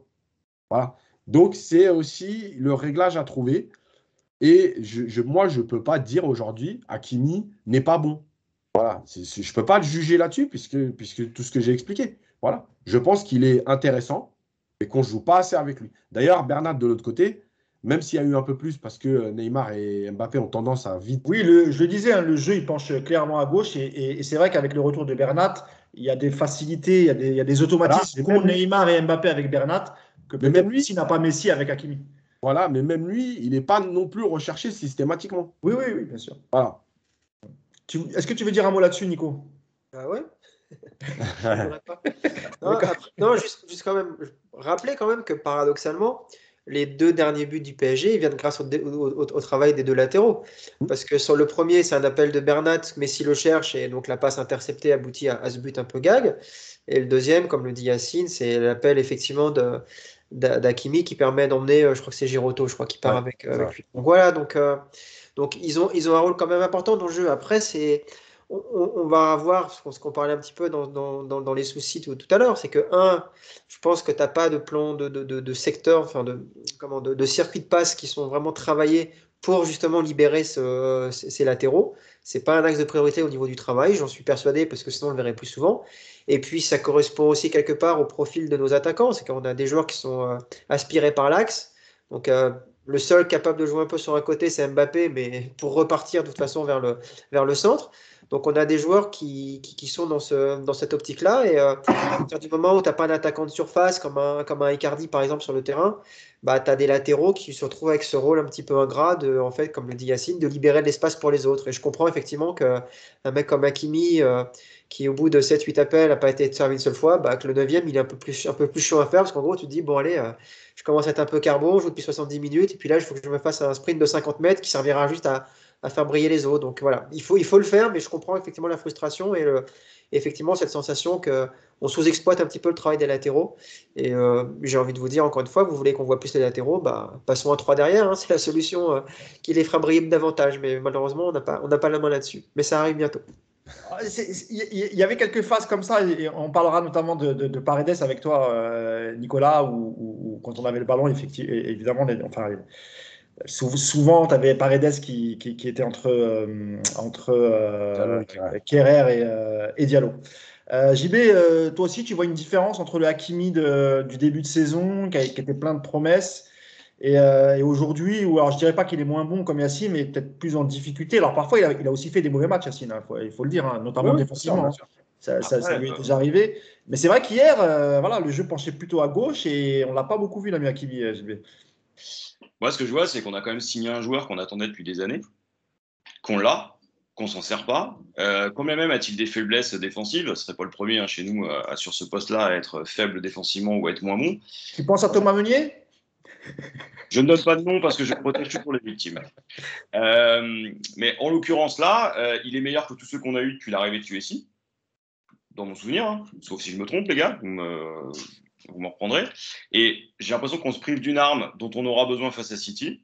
J'ai l'impression que Pochettino a du mal à articuler la relation justement entre ceux qui sont moins brillants mais tout aussi bons dans leur fonction et les 3 de devant. Et qu'à un moment donné, Hakimi, s'il était sur le terrain ou pas sur le terrain, on ne verrait pas la différence. Et moi, je reviens toujours au match au Classico, mais au Classico, il a pris le bouillon parce que derrière, il n'était pas soutenu et on n'a pas su s'en servir. Quand tu as un joueur comme ça, tu dois t'en servir parce qu'il va faire briller les autres. Et c'est justement ce que disait Nicolas. C'est que quand tu arrives à le mettre en position, il te décentre toute une défense et il crée du danger. Et à la limite, tu devrais t'en servir comme arme principale. Ce joueur-là, le risque qu'on a, c'est que dans 2 ans, il aille ailleurs. On a vu ce qu'il faisait dans ses précédents clubs. On a vu la réussite qui a été la sienne. Putain, il faut qu'on s'en serve, quoi. Et là-dessus, encore une fois, j'ai peut-être une fixette sur Pochettino, mais putain, ils font quoi à l'entraînement, quoi? Et surtout, en dehors de ça, quand est-ce que tu es capable de reprendre tes 3 de devant, tout aussi politique que soit le coaching du PSG, pour faire travailler tout le monde? Ça m'énerve, tu vois, j'en ai presque envie de jeter le PC, quoi. Juste, d'ailleurs, dans l'interview de l'équipe, Tu veux Pochettino. pas, parce qu'on va faire un débat là-dessus. Tu veux Non, pas mais c'est parce que ça rejoint Hakimi, c'est pour ça. Oui, justement, on en reparlera tout à l'heure. Parce qu'après, voilà. Parce qu'après, tu vas tout dire là et tu n'auras plus rien à Non, dire. non. T'inquiète pas, un peu de patience, Yacine, mon ami. Un peu de patience. Parce que là, je vais donner la parole à Nico. On va parler d'un joueur que tu apprécies en plus. D'abord, j'aimerais parler de l'interview de Pochettino, moi, dans l'équipe aussi. Pardon? Je vais d'abord parler de l'interview de Pochettino. Oui, mais je vois ça, mais on fait d'abord les choses dans l'ordre. Il y a un conducteur, messieurs. Hein. Et on respecte le coach, les gars. On respecte oui, et voilà. Et en plus, c'est un coach, Yacine. Hein. Voilà. Il ne veut pas écouter son coach. Ah, si, T'inquiète pas, Yacine, tu auras la parole sur Pochettino en premier. J'ai écouté, j'ai rien dit. Alors, je le disais, on va parler de Leandro Paredes, Nicolas, hier, qui a joué en pointe basse. Retour de Leandro Paredes, qui avait très, très peu joué avec le PSG. Qu'est-ce que tu as pensé de son match? Est-ce que, pour toi, il y a un avenir pour Paredes à ce poste-là? Dis-nous tout, Nico. Alors, je vais tout vous dire. Avec un enthousiasme qui n'est pas fin. Mais que sur Paredes, hein, par contre. Pas de révélation sur d'autres sujets. Moi, j'aime ce joueur, je l'ai déjà dit plusieurs fois. Il apporte une vraie qualité de passe. Alors, il a des défauts, il a évidemment des lacunes. C'est pas un joueur qui, sous pression, est capable de se sortir de situations compliquées comme un Verratti. Mais dans des matchs où le PSG presse haut, où le PSG donne du temps à ses milieux de terrain, je pense qu'un mec comme Paredes, il est à sa place, mais 1000 fois. Yacine nous disait en début de podcast, à côté d'un Danilo qui a 2 briques dans chaque pied, bah, au moins tu as un joueur de foot. Voilà. Contrairement à Herrera qui est peut-être beaucoup plus actif, Paredes, il a une vision du jeu et une qualité de passe vers l'avant qui n'a pas son pareil, je trouve, actuellement au PSG. Voilà. Que ce soit passe courte, passe longue. Hier, vous regarderez, je pense qu'il y aura forcément, il y a pas mal de comptes Twitter qui mettent en avant les prestations de chaque joueur et je pense qu'il y aura forcément une prestation sur Paredes qui sera mise en avant. C'est un récital pendant la première mi-temps de passes qui cassent les lignes dans les intervalles pour trouver des joueurs et moi je trouve ce joueur très précieux dans ce genre de match encore une fois. Alors après, est-ce que tu peux mettre un Paredes dans un match comme mercredi à City où il va falloir énormément courir et que dès que tu vas avoir le ballon dans les pieds, tu vas avoir 2 mecs sur le dos, peut-être que ce sera plus difficile pour lui et que c'est sur son volume de jeu qu'on a peut-être quelques inquiétudes, Nico. Il a du volume. Par contre, effectivement, c'est pas un joueur qui bouffe les espaces, c'est pas un joueur qui va vite. Mais par contre, voilà, quand tu as des matchs comme hier où il a énormément de temps pour organiser, moi je trouve que se passer de ce joueur-là, c'est vraiment une aberration. Alors après, il a été blessé, attention, hein, c'est pour ça aussi qu'il n'a pas joué là depuis un mois, il sortait d'une blessure. Mais rappelez-vous, c'était il y a un peu plus d'1 an et demi, c'était encore avec Tourelle, je crois, quand il aligne pendant 1 ou 2 mois, il est titulaire à tous les matchs. Il y a une montée en puissance et puis il y a une qualité technique chez ce joueur. Moi, je l'aime beaucoup. Je l'aime beaucoup, j'ai déjà dit. Et le match d'hier ne me fait que conforter là-dedans qu'avec Verratti à côté de lui, tu as 2 joueurs de ballon et pour le coup, tu as vraiment de quoi faire du jeu, quoi. JB, est-ce que tu es d'accord avec Nico sur Paredes? Et est-ce que c'est un joueur que tu apprécies? Ah, moi, c'est même pas un joueur que j'apprécie, c'est-à-dire que je suis comme Nico, moi je suis complètement in love de Paredes, hein. C'est-à-dire que moi tu me l'alignes, je prends le maillot, je suis là. C'est pas régulier, JB, Paredes. C'est le nouveau Thiago Motta, enfin celui qui a remplacé Thiago Motta ou qui aurait dû le remplacer.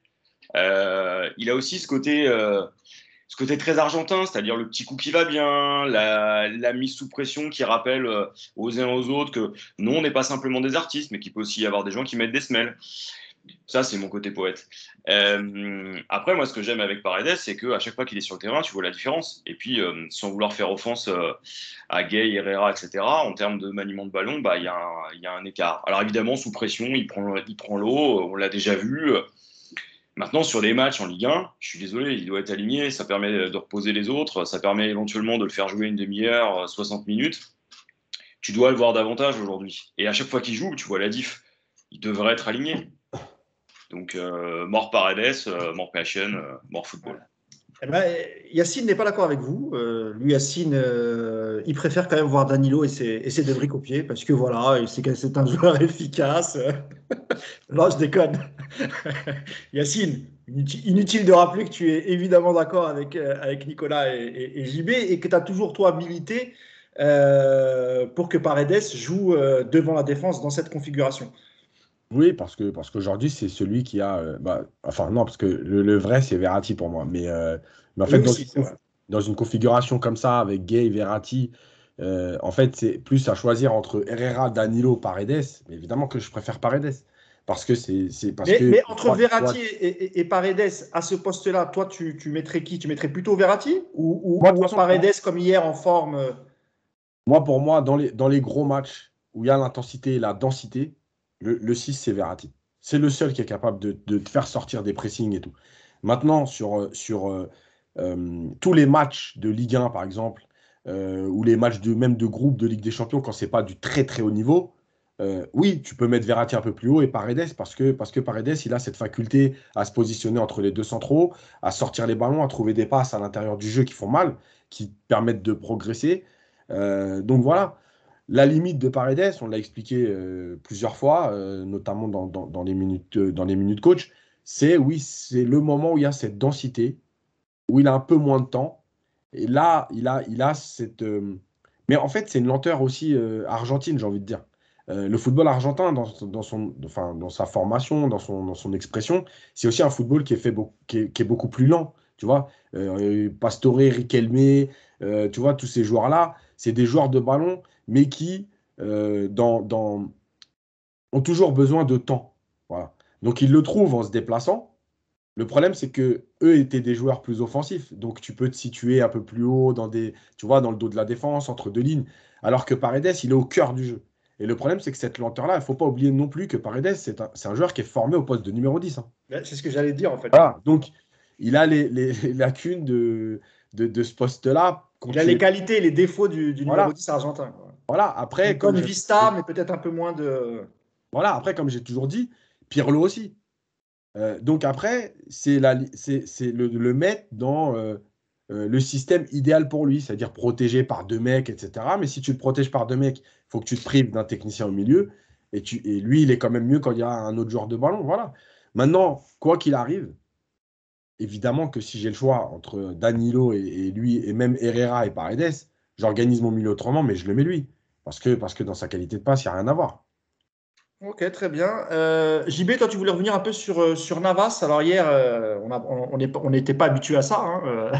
Il fait une sortie un peu chaotique, même si je pense que vous me le confirmerez, mais je pense que Kerrer aussi est un peu foutif sur la sortie de Navas. Mais voilà, tu as été un peu surpris, toi, JB. Encore une fois, on n'est pas habitué à voir Navas faire ce genre de sortie. Hier, ça lui a coûté plutôt cher parce que de toute façon, le carton rouge, il est incontestable.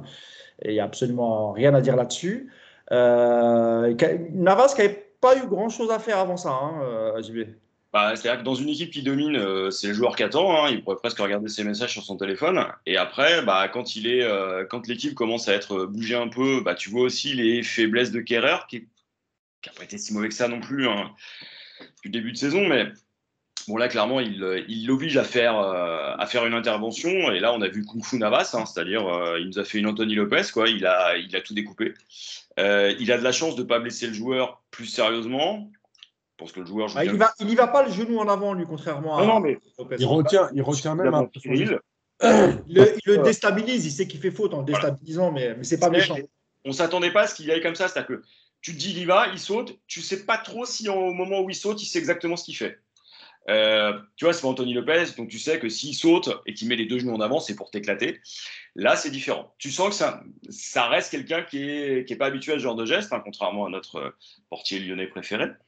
Non, après, ça reste un très bon gardien qui prend un rouge mérité. Est-ce que c'est pas aussi lié Moi, j'ai l'impression que alors, encore une fois, je fais peut-être une fixette sur Pochettino, mais je trouve que cette équipe, elle expose davantage ses gardiens que les saisons passées et que ça les oblige à faire des exploits beaucoup plus répétés et notamment à être confrontés à ce type de situation. Je ne suis pas sûr que Navas, dans un autre cadre, aurait été obligé de faire ce type d'intervention. Quand on sait sa maîtrise, son calme, son sang-froid, sa lecture finalement des trajectoires, il paye l'erreur d'Ecquerrer, c'est clair. Il a été au niveau tout le match, sauf là. Est-ce que c'est lié à la concurrence? Est-ce que c'est lié simplement à l'intervention de Kehrer? Est-ce que c'est lié aussi au fait que Pochettino expose trop finalement son gardien avec un système qui n'est pas forcément optimal? Ça fait partie des questions que je me pose. Moi, ça reste l'un de mes gardiens préférés all-time au PSG. La concurrence avec Donnarumma n'a pas l'air trop les fragiliser, mais ça m'interroge quand même sur la suite. Quand est-ce qu'il va revenir? Est-ce que derrière, ça ne va pas aussi travailler mentalement? C'est une question que je me pose. Bon, après, oui, parce que je crois qu'il en parle dans l'interview de l'équipe sur la gestion sur la gestion des deux gardiens. Et je crois que même qu'il parle de courage. D'après lui, il a du courage de faire ce type de gestion avec deux grands gardiens. Ça peut aller sur une saison.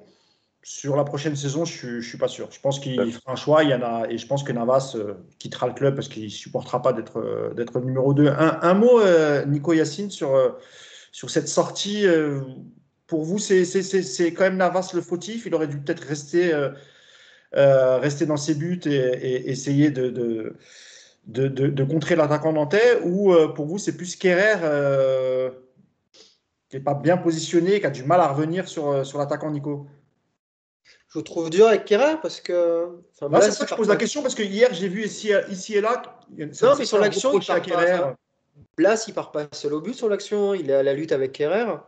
Au moment du contact, c'est aux 18 mètres, donc il est pas encore sur la cage. Et il est loin d'arriver en duel avec Navas. Hein. Donc moi, je comprends pas pourquoi Navas sort. Franchement, je pense qu'il part beaucoup trop tôt. Ouais. C'est une sortie qui se justifie absolument pas. Après, bon, on peut juste se mettre un peu dans sa tête. Hein. Ça faisait 1 heure qu'il prenait le froid. Il voit un long ballon, il voit Kehrer qui lui fonce dessus. Il a pris peur, il a couru. Voilà, c'est aussi simple que ça. On aurait tous eu peur en voyant Kehrer nous foncer dessus comme ça. Donc il rate sa sortie, mais pour le coup, pour moi, le seul responsable, c'est Navas. Parce que je le redis, il n'y a pas d'urgence à sortir à ce moment-là. Parce que Kehrer, même s'il a un chouïa en retard, il est au duel avec Blas et je ne pense pas que Blas parte seul au but. Donc, grosse erreur de Navas là-dessus. Mais je pense que c'est la première erreur depuis qu'il est au PSG. Donc, on va pas trop lui en vouloir. Et puis, il n'y a pas de conséquences graves à l'arrivée. Mais ouais, il se loupe un peu sur ce coup-là quand même. Kehrer qui fait plutôt un bon match, Yacine, hein, quand il joue à son poste. Il n'est pas dégueu, Kehrer. Non, mais il a fait son match. Le problème, c'est qu'il fait. Enfin, il y a une action flagrante et on va s'arrêter dessus et les détracteurs de Kehrer vont se régaler en disant il est fautif, il est fautif. Voilà, oui, il est fautif parce que je pense en fait au départ qu'il se positionne mal parce qu'il doit gêner la course de l'attaquant. Après, comme le dit Nico, il est quand même à la lutte. Alors, il est légèrement derrière, mais il est à la lutte. Moi, je pense à l'inverse de Nico que, rappelez-vous ce que j'avais expliqué sur la fameuse position des gardiens quand le bloc est haut. Eh ben, je pense que le problème, c'est que Navas, en fait, il est trop bas au départ de l'action. Et que quand il se décide à sortir, en fait, c'est plus le bon moment. Et après, oui, c'est le choix de dire je dois rester derrière parce que je ne suis pas là. Et à la différence, rappelez-vous la sortie de Donnarumma avec Kimpembe. Et ben, si c'est Donnarumma, il prend le ballon avant. Parce qu'il est déjà beaucoup plus. Parce qu'il anticipe. Bah oui, mais déjà dans son positionnement, quand l'équipe a le ballon, il est déjà pratiquement au-delà du point de pénalty.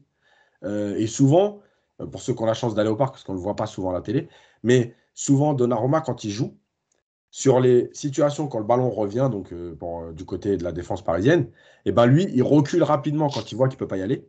Il recule très vite, mais il joue vraiment haut au départ.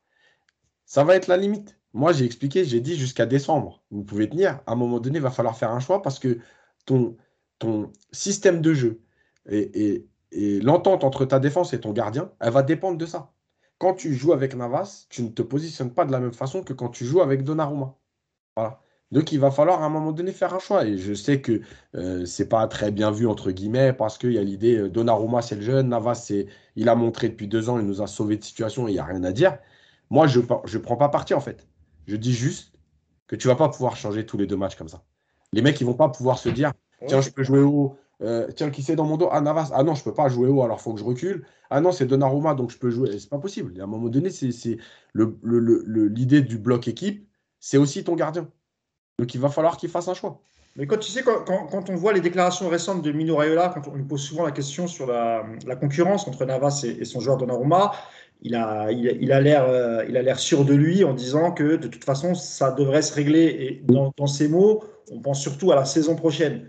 En gros, il accepte cette saison, mais la saison prochaine, normalement, il sera titulaire. De toute façon, Alors, la je saison sais pas prochaine, s'il a eu c'est- des promesses de Leonardo, du coach, etc. De toute façon, la saison prochaine, enfin, il n'y a pas besoin d'être dans les petits papiers des dirigeants. Le mec, il a 22 ans. Ah oui, bien sûr, Voilà évidemment. ce que je veux dire. C'est-à-dire qu'il n'y a même pas de débat. Et que Navas, il aura marqué le PSG, il est super fort, il n'y a pas de problème. Mais l'autre, il a 22 ans. Ouais. JB, tu voulais ajouter un mot là-dessus? Ouais, moi j'avais une question pour Yacine. Quand tu es coach, est-ce que tu peux, quand tu vois cette difficulté-là, c'est lié à la tactique ou c'est lié au style de jeu du joueur? Et si c'est lié au style de jeu du joueur, est-ce que tu peux le changer? C'est-à-dire, est-ce que tu peux changer le positionnement sur le terrain sans insécuriser finalement Navas, c'est-à-dire lui demander d'évoluer plus haut? Ou est-ce que tu penses que c'est lui pas possible et que donc là, le coach lui demande des choses qu'il sait pas faire? Bah, Euh, c'est vrai que- malheureusement, en fait, Navas, enfin, même en général, les gardiens, c'est très dur de les faire changer parce que, en fait, c'est aussi dans ta formation que tu l'apprends. Jouer haut ou jouer bas, c'est pas. Tu vois, on parle souvent des écoles. Par exemple, les gardiens italiens en général, je parle pas de Donnarumma, mais en général, ils sont très forts sur la ligne. Ils vont rarement chercher des ballons sur les centres, etc. Parce qu'en fait, dans ta formation, chacun a ses spécificités. Les gardiens allemands aussi, ils jouent très haut. Ils viennent jouer au ballon, comme Neuer aujourd'hui dans la nouvelle école. Et tout ça, en fait, c'est lié. Donc, c'est compliqué de dire, par exemple, aujourd'hui à Navas, il faut absolument que tu joues quand on est haut, au niveau de tes 18 mètres, parce que c'est pas son jeu. D'ailleurs, on le voit même dans ses courses, quand il vient chercher parfois le ballon, tu Ouais, c'est sais, pas sur les longs d'accord. ballons, tu sens bien que c'est pas naturel. Qu'il le fait parce qu'il faut le faire, mais c'est pas naturel. Donc, c'est pour ça que je dis qu'à un moment donné, tu dois faire un choix, parce que tu peux pas d'un coup dire, bon, les gars, on va jouer haut. D'ailleurs, je pense que tu peux pas faire un choix et Klopp et, et Guardiola l'ont prouvé puisqu'ils ont, eux, décidé de prendre deux gardiens qui correspondaient réellement à leur style de jeu. C'est que tu peux pas le demander à un gardien qui est formé à rester dans ses 6 mètres. D'un coup, tu peux pas lui dire, écoute, tu fais ce que tu veux, tu vas en dehors de la surface. Par Merci contre, pour cette réponse. Oui, Nico. ouais, juste sur le but d'hier, Yacine disait qu'en fonction du gardien, ça te change la position de ton bloc. Mais sur le but d'hier, Yacine, il n'y a rien qui change si c'est Donnarumma au but. Si ce n'est que lui jouera plus haut sur le terrain, mais s'il y a Donnarumma au but ou s'il y a Navas hier, c'est pas ce qui va impacter hier le positionnement sur cette action de Diallo et de Kerrer. Non, C'est mais une justement, action. ça veut dire qu'ils auraient été couverts. Oui, enfin, mais toi, enfin, le fait d'avoir Navas, tu vas pas demander à tes deux latéraux sur une action comme ça de jouer 20 mètres plus bas. Tu vois, le jeu, on est bien placé, je trouve, au départ, mis à part Oui, Kerrer oui, qui oui. effectivement doit. Mais Après, c'est juste une erreur individuelle de Navas qui doit être effectivement positionné plus haut au départ ou ne pas sortir du tout. À voilà. l'arrivée, il est entre les deux, il se trompe dans les positions, mais toi, que ça impacte pas ton positionnement de bloc sur ce coup-là, Non, quoi. sur l'action, non. Mais en fait, on en avait parlé la semaine dernière après le match de Leipzig, où justement, Kimpembe, il a un ballon et il vient le prendre en oubliant que c'est pas Navas. Et Donnarumma et Kimpembe, ils se rentrent dedans. Ouais, je me Et en souviens. fait, c'est parce que l'autre, enfin, s'il a l'habitude avec Donnarumma, en fait, il protège et il protège Donnarumma. Et Là, est-ce il que veut faire. Navas, Yacine, il n'a pas voulu montrer par rapport à cette action que lui aussi pouvait justement jouer loin de ses buts et que finalement, bah non, c'est C'est pas sa trompé. spécialité, qu'il s'y est mal pris, tout Ouais, c'est simplement. possible. Bah oui. C'est possible. D'abord, une question pour Nico. Nico, est-ce que tout va bien? Ça va, je suis bien là. Je J'étais un sens, peu pris, mais bon, écoute, ça j'arrive va. à voir ta souffrance d'ici. Alors, c'est pour ça que je te pose quand même la question. Est-ce que Ça tu es va, en état de terminer ce podcast, ça Nico? va, j'ai encore 20 minutes dans le réservoir. Super. Bah, je vais te lancer. Alors, je vais te lancer d'abord toi en premier, parce que je sais qu'Yacine il va prendre du temps. On va revenir tout de suite sur l'interview de Pochettino dans l'équipe. Et je vais vous sortir ces déclarations et vous allez me dire ce que vous en avez pensé. Voilà, un dernier mot sur un joueur avant d'entamer le débat Pochettino. Nico, je te laisse répondre. Si vous voulez dire un mot rapidement les deux autres, c'est sur Bernat. Il fait un super match encore hier. Il joue 90 minutes. Ça fait longtemps qu'il n'a pas joué, qu'il a pas fait un match entier. Qu'est-ce que tu as pensé de son match, Nicolas, rapidement? Et est-ce que tu as quand même espoir pour la deuxième partie de saison, et notamment en Ligue des Champions? Parce qu'on rappelle qu'il n'est pas inscrit pour la première partie, mais en seconde partie, avec d'un côté Hakimi et Bernat, si éventuellement Pochettino se met à jouer avec une défense à 3, ça laisse pas mal d'espoir, Nico. Ouais, super match, je vais mettre un petit bémol, il fait un bon match. J'ai déjà vu Bernat bien plus fort, il manque de rythme, c'est évident, c'est normal. Mais oui, oui, ça va dans le bon sens en tout cas. Il est précieux, notamment dans cette, on voit que voilà, lui, quand il fait un appel, c'est toujours au bon moment, c'est toujours au bon endroit. On sent qu'il sent le jeu et de ce côté-là, il n'y a pas de problème. Dans une défense à 4, je pense qu'il n'a pas de concurrence aujourd'hui dans l'effectif du PSG. Je pense que Nuno Mendes ne lui arrive pas à la cheville dans une défense à 4. Dans une défense à 3, il se posera la question du volume et de la puissance. On sait que Bernat a moins de puissance, a moins de volume qu'un Nuno Mendes, qui est actuellement en difficulté aussi. Donc, c'est vrai qu'aujourd'hui, la solution Bernat semble se détacher. Mais en deuxième partie de saison, je ne serais vraiment pas surpris de voir Bernat être titulaire sur tous les gros matchs à la place du jeune Portugais qui est moins bien en ce moment. Ouais. Vous voulez dire un petit mot ou vous êtes d'accord avec Nico? J'ai tout dit. Bah oui. On veut parler de Pochettino C'est maintenant. formidable. Voilà, Je Pochettino. peux Alors, dire un mot. Je vous propose de regarder l'échauffement d'Icardi, c'était génial. Je vous jure, avec la doudoune et le bonnet. Non, mais vraiment, c'était. bon, on va conclure ce podcast sur Pochettino et l'interview fleuve qu'il a accordée au journal de l'équipe. Je vais d'abord vous lire un extrait, puis je vous laisserai rebondir dessus. Donc là, on le lance un peu sur ses idées, sa façon de voir le jeu. Il répond: en tant que coach, tu as des idées, des habitudes, une façon de voir le foot. Après, il faut voir dans quel projet tu es et à quelle étape du projet. Quand le PSG vient te chercher, c'est pour que tu t'adaptes à une structure en place, à des joueurs recrutés pour obtenir ce que veut le club. Que veut le PSG? C'est important de le savoir. Le PSG veut gagner la Ligue des Champions, le championnat, la coupe, tous les matchs. On n'est pas venu nous chercher pour bâtir un projet en nous demandant de quoi on avait besoin pour développer nos idées ou ce qu'on aime. On est arrivé ici pour nous adapter et pour gagner avec la structure et les caractéristiques des joueurs qui sont là. C'est très différent. On est là pour développer les idées du PSG, pas pour développer nos idées définies, lesquelles nécessiteraient de bâtir avec des éléments, selon nous, nécessaires à ces idées. Allez, je te lance, Nico. Comme ça, si on déborde, tu pourras t'en aller, parce que je sais qu'il ne te reste plus beaucoup de temps. Si là, Yacine, il parle 20 minutes d'un coup. Oui, non, c'est pour ça que je te lance. J'ai fait un papier, il y a tout dans le papier. Voilà, et puis Yacine, il conclura. Ne vous en faites pas. C'est assez criant ce qui répond à Nico Pochettino. Ouais, il avait dit à peu près la même chose dans le JDD il y a quelques semaines. Et quelque part, il s'inscrit dans ce qu'on a vu avec Tourelle également. C'est-à-dire qu'il y a un moment dans ce club où le résultat et la victoire passent avant tout le reste. Et je vais même élargir. Je pense que le PSG est aujourd'hui un club qui a allez, pour résumer, synthétiser rapide de manière un peu grossière, il y a 3 axes. Il y a le sportif, il y a le financier et il y a l'image. Et le problème du PSG aujourd'hui, c'est que ces 3 axes-là sont placés sur un niveau équivalent. Et donc aujourd'hui, si pour augmenter ton sportif, pour avoir un meilleur sportif, tu dois baisser en termes d'image, par exemple, ils ne le feront pas parce que ce n'est pas dans leur idée aujourd'hui.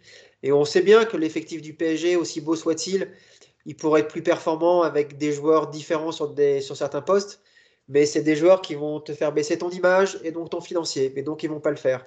Et en fait, tu n'as aucun vase communicant entre ces 3 secteurs au PSG. Voilà, tu as 3 axes équivalents aujourd'hui et il faut composer avec. Et aujourd'hui, Pochettino, il est confronté à ça, c'est-à-dire que pour le sportif, il a sûrement de très bonnes idées. On ne les voit pas du tout au PSG, mais il y en a sûrement. Sauf que ces idées-là, elles vont impliquer d'autres joueurs, d'autres manières de travailler, un autre projet. Et c'est pas ce que le PSG lui demande aujourd'hui. Et en fait, Tourelle avait eu le même problème après ses 6 premiers mois, après la défaite contre United. Il s'était rendu compte que il fallait faire un choix. C'était soit il continuait à faire travailler son équipe comme il le voulait, avec le risque de perdre et de se faire virer rapidement, soit il arrêtait ses conneries et puis il rentrait dans un truc de pragmatisme absolu pour juste aller chercher la victoire. Et c'est ce qu'il avait fait. Et donc, on en revient à la question un petit peu, est-ce que ce PSG aujourd'hui est entraînable pour un entraîneur, entre guillemets, je ne vais pas dire normal, ce serait très péjoratif, mais pour un mec comme... Enfin, voilà, est-ce que tu peux venir au PSG et l'entraîner comme tu fais avec tous les autres clubs? Je pense que non, malheureusement.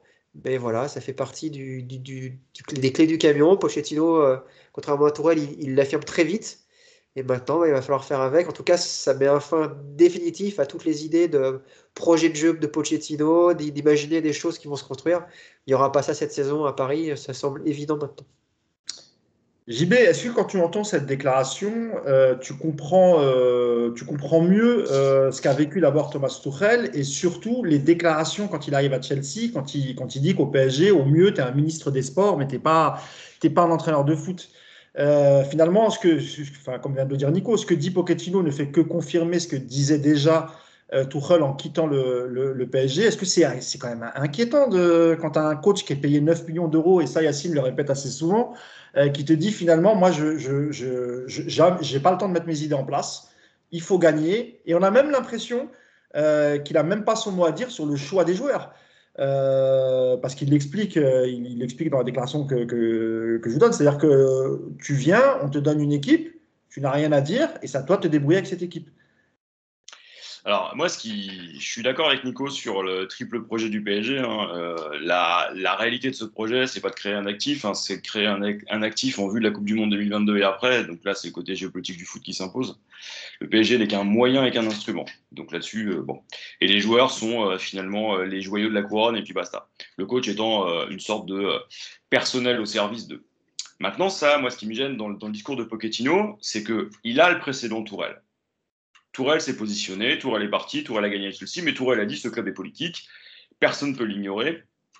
Pochettino connaissait le club avant, quand il revient, il a aussi des garanties parce qu'on va le chercher, c'est pas lui qui postule, même s'il y avait une opération de séduction à Doha quelques mois avant son arrivée. Il sait où il met les pieds. Et moi, ce qui m'étonne dans son discours, c'est le côté ah ouais, on m'avait vendu du rêve, mais alors finalement, vraiment, j'ai pas la liberté. En même temps, quand tu signes avec Nasser, que tu arrives dans le projet signé Doha, avec finalement Leonardo comme directeur sportif et les deux joueurs plus Messi qui arrivent, je suis désolé, mais se plaindre, c'est déjà cracher dans la soupe, donc ça me pose un problème. De deux, tu es un professionnel, tu sais, quand tu vas dans ce type de club, c'est pour gagner tout de suite. Et que si on vient de chercher, c'est gentil, mais on te laisse 5 ans. Or, la Coupe du Monde 2022, c'est demain. Ça, il ne pouvait pas l'ignorer. Donc, soit il s'est intellectuellement illusionné, soit aujourd'hui, il est en train de poser les jalons pour se faire sortir intelligemment, ou pour finalement maintenir une sorte d'aura finalement qui était celle qu'il avait avec Tottenham, équipe avec laquelle, on rappelle, il n'a rien gagné. Moi, c'est ça qui... Il fait une finale de Ligue des Champions tout de même. Ouais, mais il fait une finale dans un contexte particulier. Il fait une finale avec une équipe qui est objectivement pas extraordinaire. Le match en demi-finale, il est quand même fou. Justement. Mais il se fait manger 3 mi-temps sur 4. À la fin, c'est qu'il gagne. Le résultat, il n'y a pas de problème. Mais déjà, contre City, il n'est pas éliminé pour 1,5 cm de hors-jeu d'Agüero. Tu vois ce que je veux dire? Après, il n'y a pas de problème. Il est allé en finale. C'est pas... Moi, ce qui me gêne là, vraiment, avec Pochettino, et encore une fois, c'est pas une fixette personnelle, c'est que c'est pas la seule déclaration de l'équipe. Il y a un long papier dans le Guardian, il y a un papier dans le JDD. Aujourd'hui, il fait feu de tout bois. C'est la première fois qu'on voit un entraîneur du PSG communiquer autant. Je ne suis pas sûr que tout était validé par le club. Parce que moi, si je suis au club, je vois ces déclarations sortir, je le prends entre quatre yeux, je lui dis écoute, là, on va recadrer un petit peu. Il va plus loin dans la presse anglaise. Il explique que son contrat a été prolongé et que c'est pas lui qui l'a décidé, mais le club. Il explique qu'il savait où il allait, mais que finalement le projet ne correspond pas à ce qu'on lui a dit, et il se retrouve non pas en pleine possession, mais à être un simple acteur parmi d'autres. C'est pas une nouveauté au PSG. Après, est-ce que ce club est entraînable par un coach lambda ou un coach avec un projet? Non, on le sait tous. On a vu Unai Emery, on a vu Thomas Tuchel et les boîtes de nuit, ça passe pas. Bon, ça, c'est pas une nouveauté. Donc, que cherche Pochettino? Et moi, c'est là la question. C'est, est-ce qu'il veut rester? Est-ce qu'il est en train déjà de trouver et de se positionner en termes d'excuses parce qu'il sait qu'il ne gagnera pas? Dans le Guardian, il va très loin quand même. Il explique qu'aujourd'hui, si on ne gagne pas, il y aura une déception et en gros, ce sera de notre faute. Bah oui, gars, on appelle ça la responsabilité. Tu as un contrat, tu as signé pour ça, puis tu es payé à la hauteur de ça. Donc, si tu n'es pas capable, tu t'en vas tout seul. La nouveauté, JB, juste je te coupe, c'est que toute la saison dernière, jusqu'au mois de juin, il a expliqué qu'il ne devait pas être jugé, il lui fallait du temps, il était arrivé en cours de saison et que son projet de jeu, on verrait ça l'été prochain après une préparation. La nouveauté, elle est là, c'est qu'aujourd'hui, en fait, toute cette demande de temps pour voir un projet de jeu, aujourd'hui, il dit en fait, non, le projet de jeu, c'est juste de gagner. Donc, c'est là où ça a changé par rapport à son discours d'initial, effectivement. Yacine, je te lance. Je remets une dernière déclaration, comme ça tu pourras rebondir sur celle-là et sur celle que j'ai citée juste avant. Il dit à ça, il faut ajouter le temps de les mettre en place. En effet, quand on parle de projet, on ne parle pas de concept creux, mais de contenu, de planification pour arriver à un objectif. Prenez Liverpool, c'est un club qui a recruté un entraîneur, Jürgen Klopp, en 2015, lui a donné les outils qu'il souhaitait. Et il lui a donné du temps. Avec Tottenham, on a toujours été à la lutte jusqu'à la fin de la C1. Où il faut bien un vainqueur. Ce sont des projets où il y a du temps. Au PSG, le projet est de gagner et de gagner maintenant. L'adaptation du staff est fondamentale pour trouver la dynamique qui va t'apporter les résultats. Sans résultat, tu ne peux espérer arriver au football qu'au final, on recherche tous, on veut tous faire du beau jeu, gagner 5 €, etc. Yacine, tu as la parole. Déjà, c'est un menteur parce que pour ceux qui se souviennent des débuts de Jürgen Klopp à Liverpool, il n'a pas du tout le temps. Il se fait allumer, il est à 2 doigts d'être viré. Donc, c'est un menteur. Après, il a pas le même effectif qu'il a maintenant. On est d'accord avec ça? Oui, bien sûr. Imagine. Donc, encore pire. Donc, il a un effectif plus faible et on lui demandait autre chose. Donc, c'est un menteur. Mais en fait, il y a tellement. Moi, je continue de penser que cet été, il voulait partir. On ne me lèvera pas de la tête. Il l'a dit au Guardian. Hein. Ouais. Au Guardian, il dit qu'il a écouté les propositions. Bien sûr. Il a tout entendu. Le tout entendu, il est tellement large. Bien sûr. Excuse-moi. Si tu t'inscris dans un projet, tu n'écoutes pas ce qu'on a à te dire. Donc, si tu as écouté, c'est que tu t'es dit à un moment donné, bon, s'il y a une porte, il va falloir l'ouvrir et y aller. Il y a tellement de choses qui ne vont pas dans cette interview, ou en tout cas, il y a tellement de tacles envers le club. Moi, je ne sais pas comment le club peut accepter. Encore une fois, on nous explique à chaque fois, les joueurs, ils font ce qu'ils veulent, ils marchent sur le club. Mbappé, il ne parle pas au club quand il fait des déclarations. Neymar, il ne parle pas au club quand il fait des déclarations. Le coach non plus, il ne parle pas au club quand il fait des déclarations, parce qu'il met des tacles à tout va. Il dit qu'il n'a pas été concerté sur le recrutement. On ne nous a pas demandé ce dont on avait besoin. Voilà. Première. Il t'explique que lui, il a comment dire, Hakimi. Oui, Hakimi, il a été très bon en piston, mais moi, je vais l'utiliser à 4. Voilà. Et il va apprendre à défendre. En gros, il est en train de former Hakimi. Donc, tu nous parles de résultats, mais tu es en train de nous parler que tu es en train de prendre des risques avec Hakimi et à ne pas l'utiliser dans son rôle. Non, mais sinon, tu vas te moquer de nous longtemps, ça. Non, mais à un moment donné, il faut ouvrir les yeux. Et je passe toutes les déclarations que tu as données là sur on ne peut pas travailler, on n'a pas le temps, on veut faire. Nicolas dit, l'année dernière, il nous parle pendant 6 mois. Attendez, s'il vous plaît, attendez, je vais vous montrer, attendez, je vais vous montrer. On est maintenant au mois de novembre, il y a eu plus de 20 matchs. Et il te dit encore, on n'a pas le temps. Mais sinon, le temps, c'est quoi? Enfin, je veux dire, tout le monde peut demander du temps. Moi aussi, j'ai besoin de 24 ans pour faire mes preuves. Donnez-moi 9 millions d'euros par an pendant 25 ans. Mais au bout de 25 ans, normalement, je vais y arriver. Mais sinon, arrête tes bêtises. Arrête de prendre les gens pour des débiles. Moi, c'est ça qui me rend ouf. Tu vois? Après, la dernière chose, c'est... Moi, je ne peux pas le défendre. Parce qu'en fait, moi, je suis... OK, l'argent, tout ça, il n'y a pas de problème. Je répète que Pochettino, il a touché assez d'argent entre Tottenham, son licenciement, et ces mois à Paris là, pour se permettre de dire, hé les gars, moi, je ne fais pas mon métier ici. Vous vous foutez de moi. Alors, ciao. Voilà. Si tu ne le fais pas, pour moi, tu n'es pas une personne de valeur. Voilà. C'est trop facile de dire, mais qui démissionne? Ouais, et ben à un moment donné, prenez vos responsabilités. Mais là-dessus, alors Yacine, je te coupe. Ce que tu viens de dire, c'est vrai. Qui démissionne? On ne peut pas en vouloir à Pochettino. Ils sont tous dans le même cas, Yacine. Tous. Ole Gunnar Solskjaer. Lui, il n'aurait pas dû démissionner depuis longtemps. Il s'est fait lourder ce week-end. Zidane, lui, il a arrêté, mais parce que de toute façon, il était à la fin. Mais des exemples comme ça où les coachs s'accrochent parce qu'il y a des gros salaires, Yacine, il y en a beaucoup. Ouais, et ben Zidane, il arrête. Zidane, il arrête, son contrat, il n'est pas terminé. Il n'était pas en fin de contrat. Ah, il lui restait un an encore, lui. Ah, d'accord, je pensais qu'il était en fin de contrat. C'est lui qui décide de dire stop, je ne peux plus, voilà, j'ai pas envie de. C'est pas pour les mêmes raisons. Lui, c'est plutôt lié à sa direction, à son président, à la presse. Ouais. D'accord, mais il arrête et ok, il n'y a pas de problème. L'argent, tu attends ton chèque. Alors, sinon, si c'est ça, franchement, tais-toi. Voilà, tais-toi. Donne pas d'interview. Va au camp des loges pointer. Puisque de toute façon, tu ne fais pas de séance, puisque tu nous dis que tu ne peux pas mettre en place, parce qu'en Angleterre, il y a une autre mentalité. À l'Espagnol, c'est encore une autre mentalité. Ici, c'est une mentalité, en gros, tu ne peux rien leur demander, donc je ne peux rien mettre en place. Donc, tais-toi. Voilà. Et puis, quand tu devras te faire virer, ben, tu te feras virer. Mais en fait, c'est quoi là qu'il fait? Il ouvre le parapluie pour dire, voilà, de toute façon, vous allez me critiquer à la fin, mais sachez que je ne peux rien faire. Oui, mais Yacine, alors juste une question, Yacine, j'aimerais avoir votre avis, mais ce qui se passe avec Pochettino, ça s'est passé de la même manière avec Tuchel. Ouais. Il y a un homme qui symbolise ça, c'est quand même Leonardo, le directeur sportif. Ouais. Ok, Pochettino, il est responsable de l'effectif, c'est lui qui est en charge du sportif, etc. Mais la vérité, c'est que tu as un directeur sportif qui revient en 2019, qui s'accroche tout de suite avec l'entraîneur en place, Thomas Tuchel. J'aimerais bien, alors je te mets un peu de côté comme ça, avant que, comme je sais qu'il reste que 4-5 minutes pour Nico, je voudrais avoir son avis. C'est bon, je suis bien là. Je vais rester là parce que je vais surveiller Yacine, j'ai peur de la WC là. Donc je vais rester. Non, mais Nico, honnêtement, le rôle de Leonardo dans le fait que des coachs comme Tuchel et Pochettino, tu as l'impression qu'ils perdent tout en arrivant du PSG, tout leur savoir-faire. Il a quand même une responsabilité. Mais il n'y a pas que lui. Le PSG, de toute façon, structurellement, est un club qui est un gros bordel, on le sait.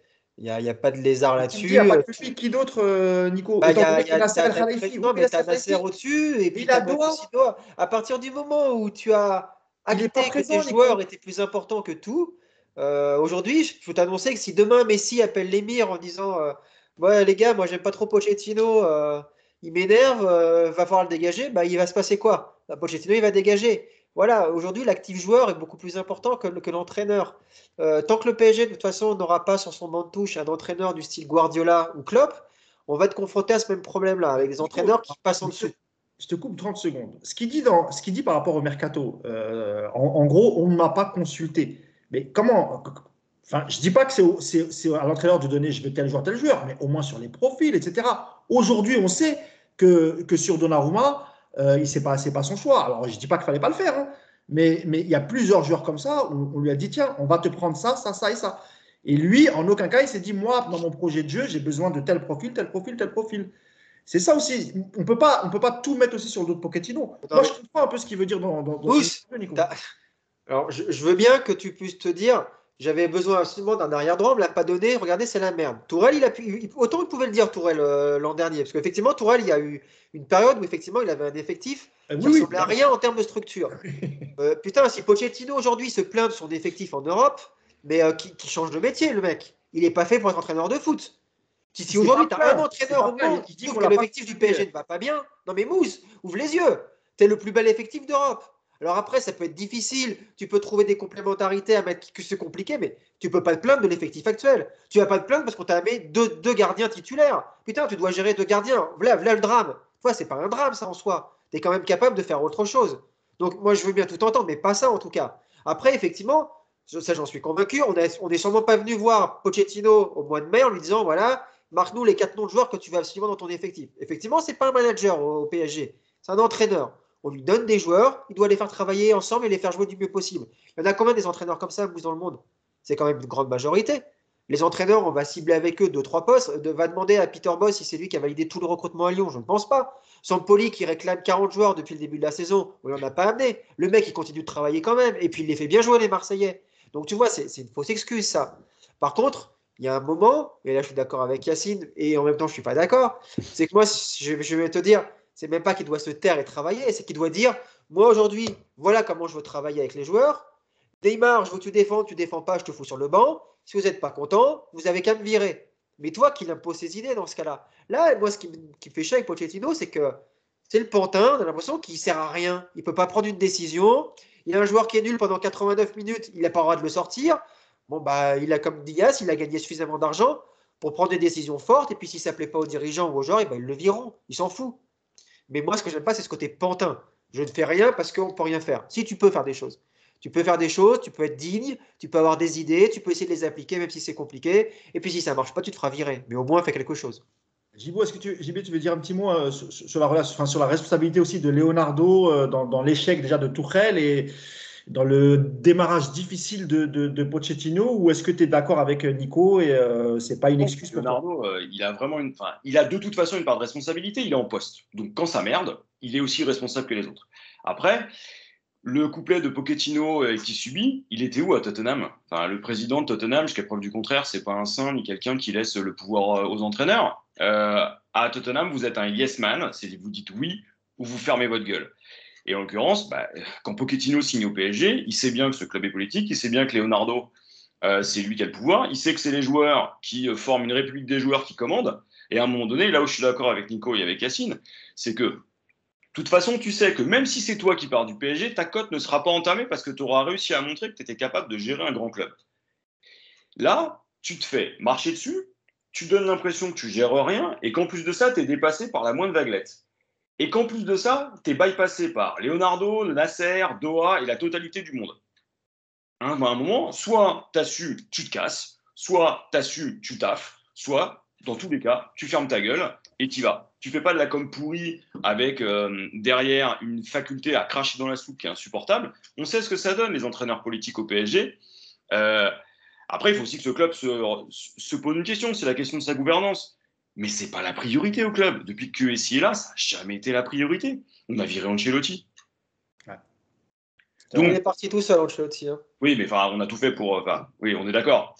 Pour le coup, Ancelotti, c'est ce que devrait faire, je pense, aujourd'hui Pochettino. C'est de dire, vous me faites chier, moi je veux travailler de cette manière. Soit vous me laissez faire et puis tout va aller, on va voir ce que ça donne. Soit vous me laissez pas faire, dans ce cas-là, virez-moi. Moi, je ne changerai pas. Ancelotti, il se barre parce qu'il n'a pas accepté qu'on. Nico, tu te rappelles du contexte. Enfin, Ancelotti, oui, je suis d'accord. Mais bon, il y a le Real qui est derrière. À l'époque, Ancelotti, c'est encore un grand entraîneur. Il part pas si le Real ne le prend pas derrière. On va pas jouer les hypocrites quand même, quoi, tu vois. Donc, sur Ancelotti, c'est voilà. Bon. Yann, je te laisse le dernier mot parce que tu n'as pas pu vraiment t'exprimer comme tu le voulais sur Surtout, il était trop calme là. Lâche-toi un peu, Yann. Il reste quelques munitions dans le chargeur. Il faut vider le chargeur, Yacine. Tu as quelques minutes, vas-y. Non, mais en fait, moi, j'avais déjà dit ça sur Tourelle. En fait, pour moi, un entraîneur ne peut pas faire le recrutement.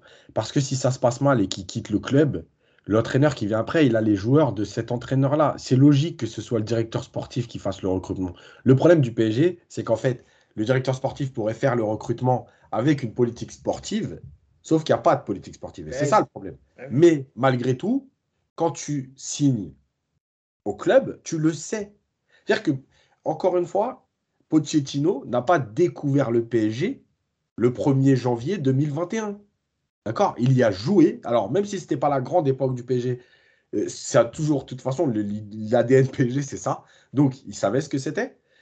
Faut se rappeler quand même, Luis Fernandez, comment il arrive, comment il part, bref. Il a appelé Luis, il l'a dit lui-même. En plus, voilà. Il s'en a parlé. Je veux dire, Luis, c'est le PSG en ce moment, c'est une histoire d'amour. Hein.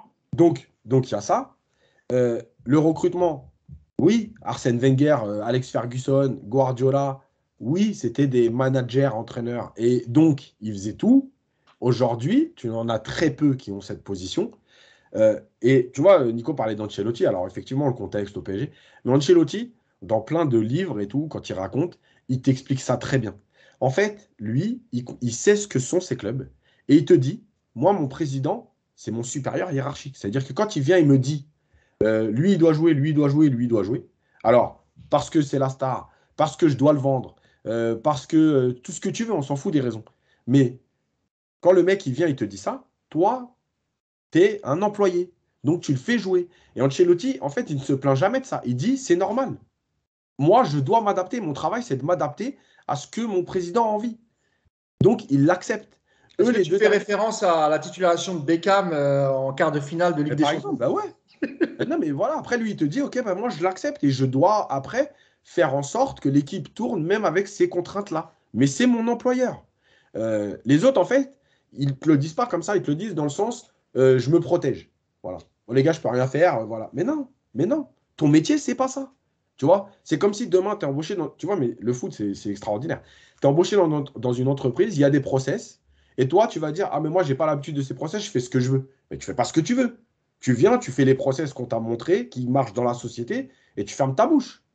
Voilà. Donc, moi, je reste persuadé ce que je dis depuis le début. Cet été, il a voulu partir, et là, il est en roue libre. Voilà. Il met 2-3 taquets. Il a sorti les parapluies pour dire, si je ne réussis pas, j'ai le même discours que Tourelle. N'oubliez pas que ce n'est pas de ma faute. Oui, en fait, Yacine, c'est une façon aussi de se protéger en cas de mésaventure s'il quittait les clubs cet hiver ou en fin de saison. On va lui dire quoi? Je suis un Pochettino, je suis passé au PSG et j'ai pas pu travailler, mais je reste un bon entraîneur. En gros, c'est voilà. Pourquoi? Parce qu'on va lui dire quoi? Tu avais le meilleur effectif d'Europe, tu n'as rien fait.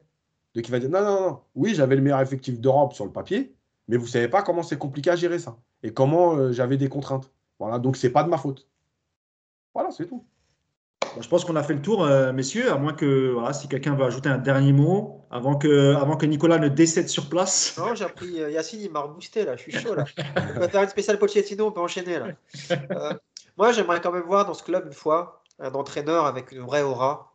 Soit quelqu'un capable de gérer ce genre de choses-là, soit un mec comme Conte qui n'a rien à foutre de tout ça et qui va envoyer tout balader. J'aimerais voir un peu ce que ça donne. Parce que j'ai malgré tout, moi, au fond de moi, alors c'est peut-être très naïf, mais j'ai encore l'espoir que ce club puisse trouver un entraîneur qui te tienne ce vestiaire de manière différente. Et aujourd'hui, je rêve d'un club au PSG, Nico, clairement. est-ce que tu pensais pas à Guy Lacombe par hasard? Ouais, en deuxième choix. Mais d'abord club quand même. Mais tu D'abord vois, club. c'est marrant parce que dans un précédent podcast, j'avais dit, en fait, si on veut savoir un jour si le PSG est entraînable, désormais là, maintenant, parce que Conte était libre, j'avais dit, on prend Conte, on va tout de suite savoir. C'est-à-dire que si même lui, il rentre dans le moule et il te dit, je peux rien faire, c'est foutu, c'est pas la peine, faut abandonner. Voilà. D'ailleurs, on verra l'évolution de Conte à Tottenham, parce que tu parlais, je crois que c'était JB, tu parlais de la relation entre Lévy et Pochettino, sauf que la différence, c'est qu'il n'y a pas de directeur sportif. Il y avait personne entre Pochettino et Lévy, et du coup, je pense que quand même Pochettino était quand même plus intéressé sur les histoires de transfert qu'il ne l'est aujourd'hui au Paris Saint-Germain. Donc là, en tout cas, Conte, c'est vrai qu'il a pris des décisions fortes. Par exemple, je crois qu'il ne veut plus de Loris. J'ai vu ça passer. Bon, en même temps, à l'âge qu'il a, il fallait bien qu'il s'arrête. Mais voilà, c'est vrai que c'est un entraîneur qui prend des décisions.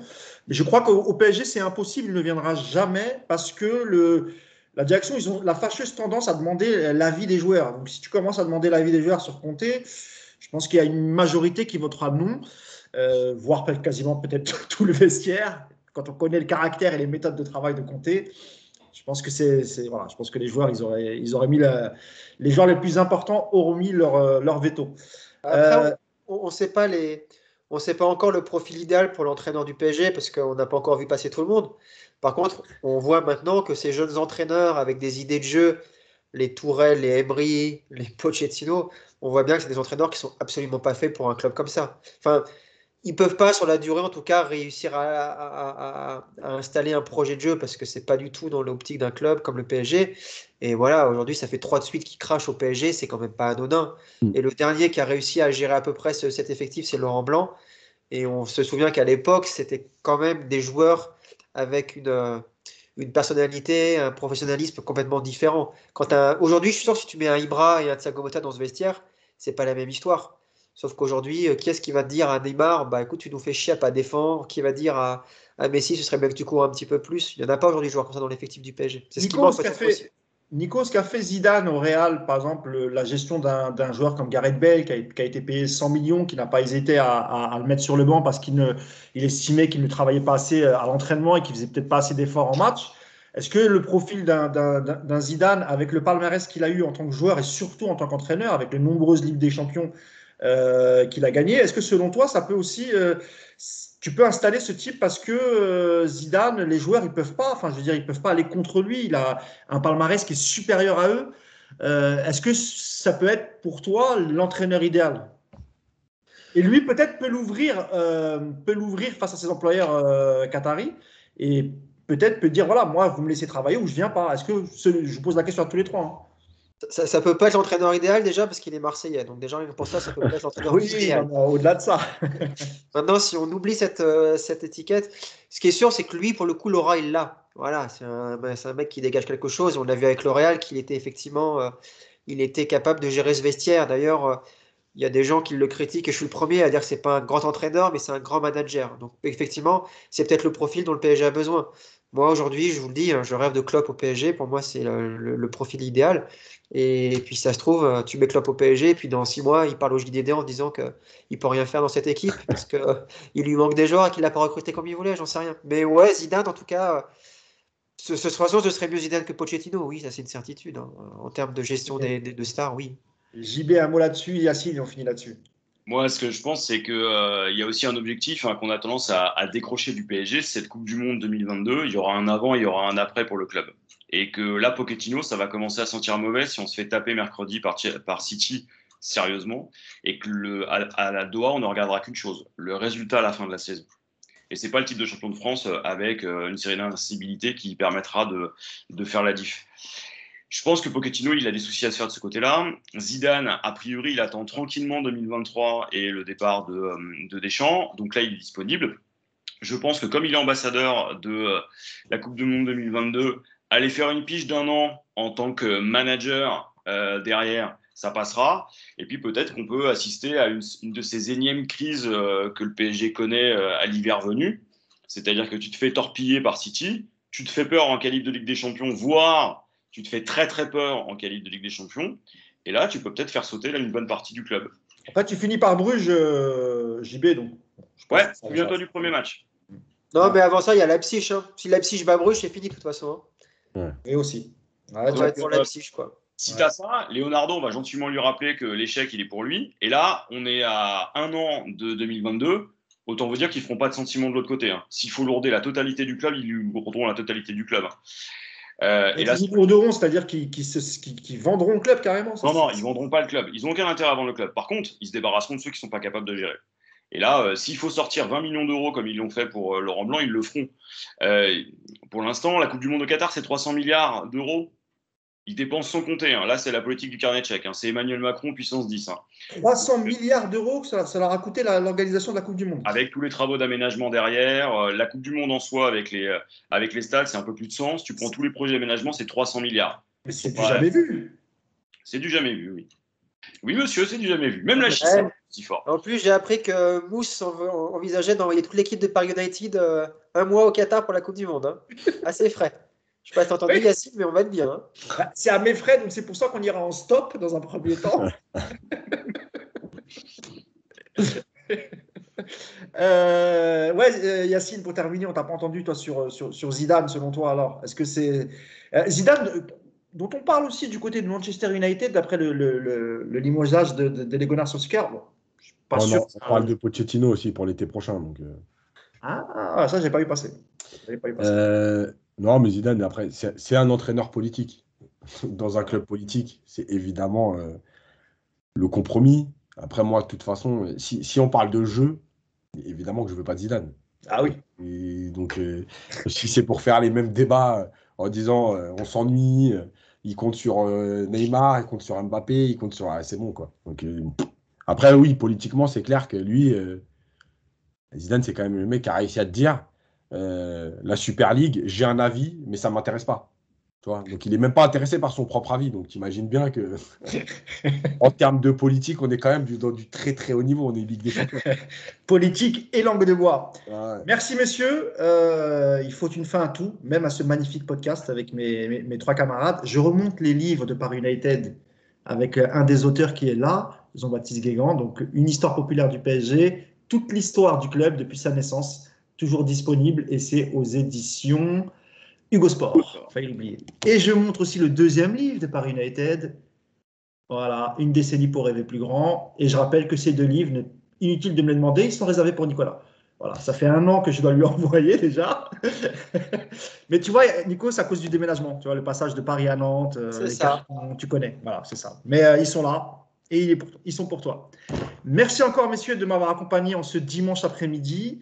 Nous, on se donne rendez-vous jeudi, Yass. Parce que je sais que Nico ne sera pas là. Et je sais que JB travaille, donc il sera en cours à cette heure-ci. Donc on se retrouvera, il y aura sans doute Clément Pernier avec nous, et un 4e dont on ne connaît pas encore l'identité. Voilà, comme ça vous savez tout. Je vous souhaite un bon dimanche, une bonne fin de journée, et rendez-vous jeudi après le match de City, et on espère la victoire, bien évidemment. Un petit prono pour finir le podcast, Nico ? 2-2. 2-2. Très bien, JB ? J'espère qu'on ne perdra pas. D'accord. Tu te mouilles pas trop, hein. Ah ouais. Je suis très mauvais. Il coche N ou 2, quoi. Voilà. Le mec, il prend pas de risque. Yacine, je ne demande pas parce qu'avant le podcast, il m'a dit que ça va être une boucherie. Donc, mais pour City, hein, pas pour le PSG. non, blague à part, Yacine. Tu veux que je me fasse insulter dans les messages, c'est ça allez, une victoire 2-1. Ah, tu restes optimiste. Bon, on en reparlera jeudi. Merci encore et à bientôt. Ciao. Ciao. Ciao.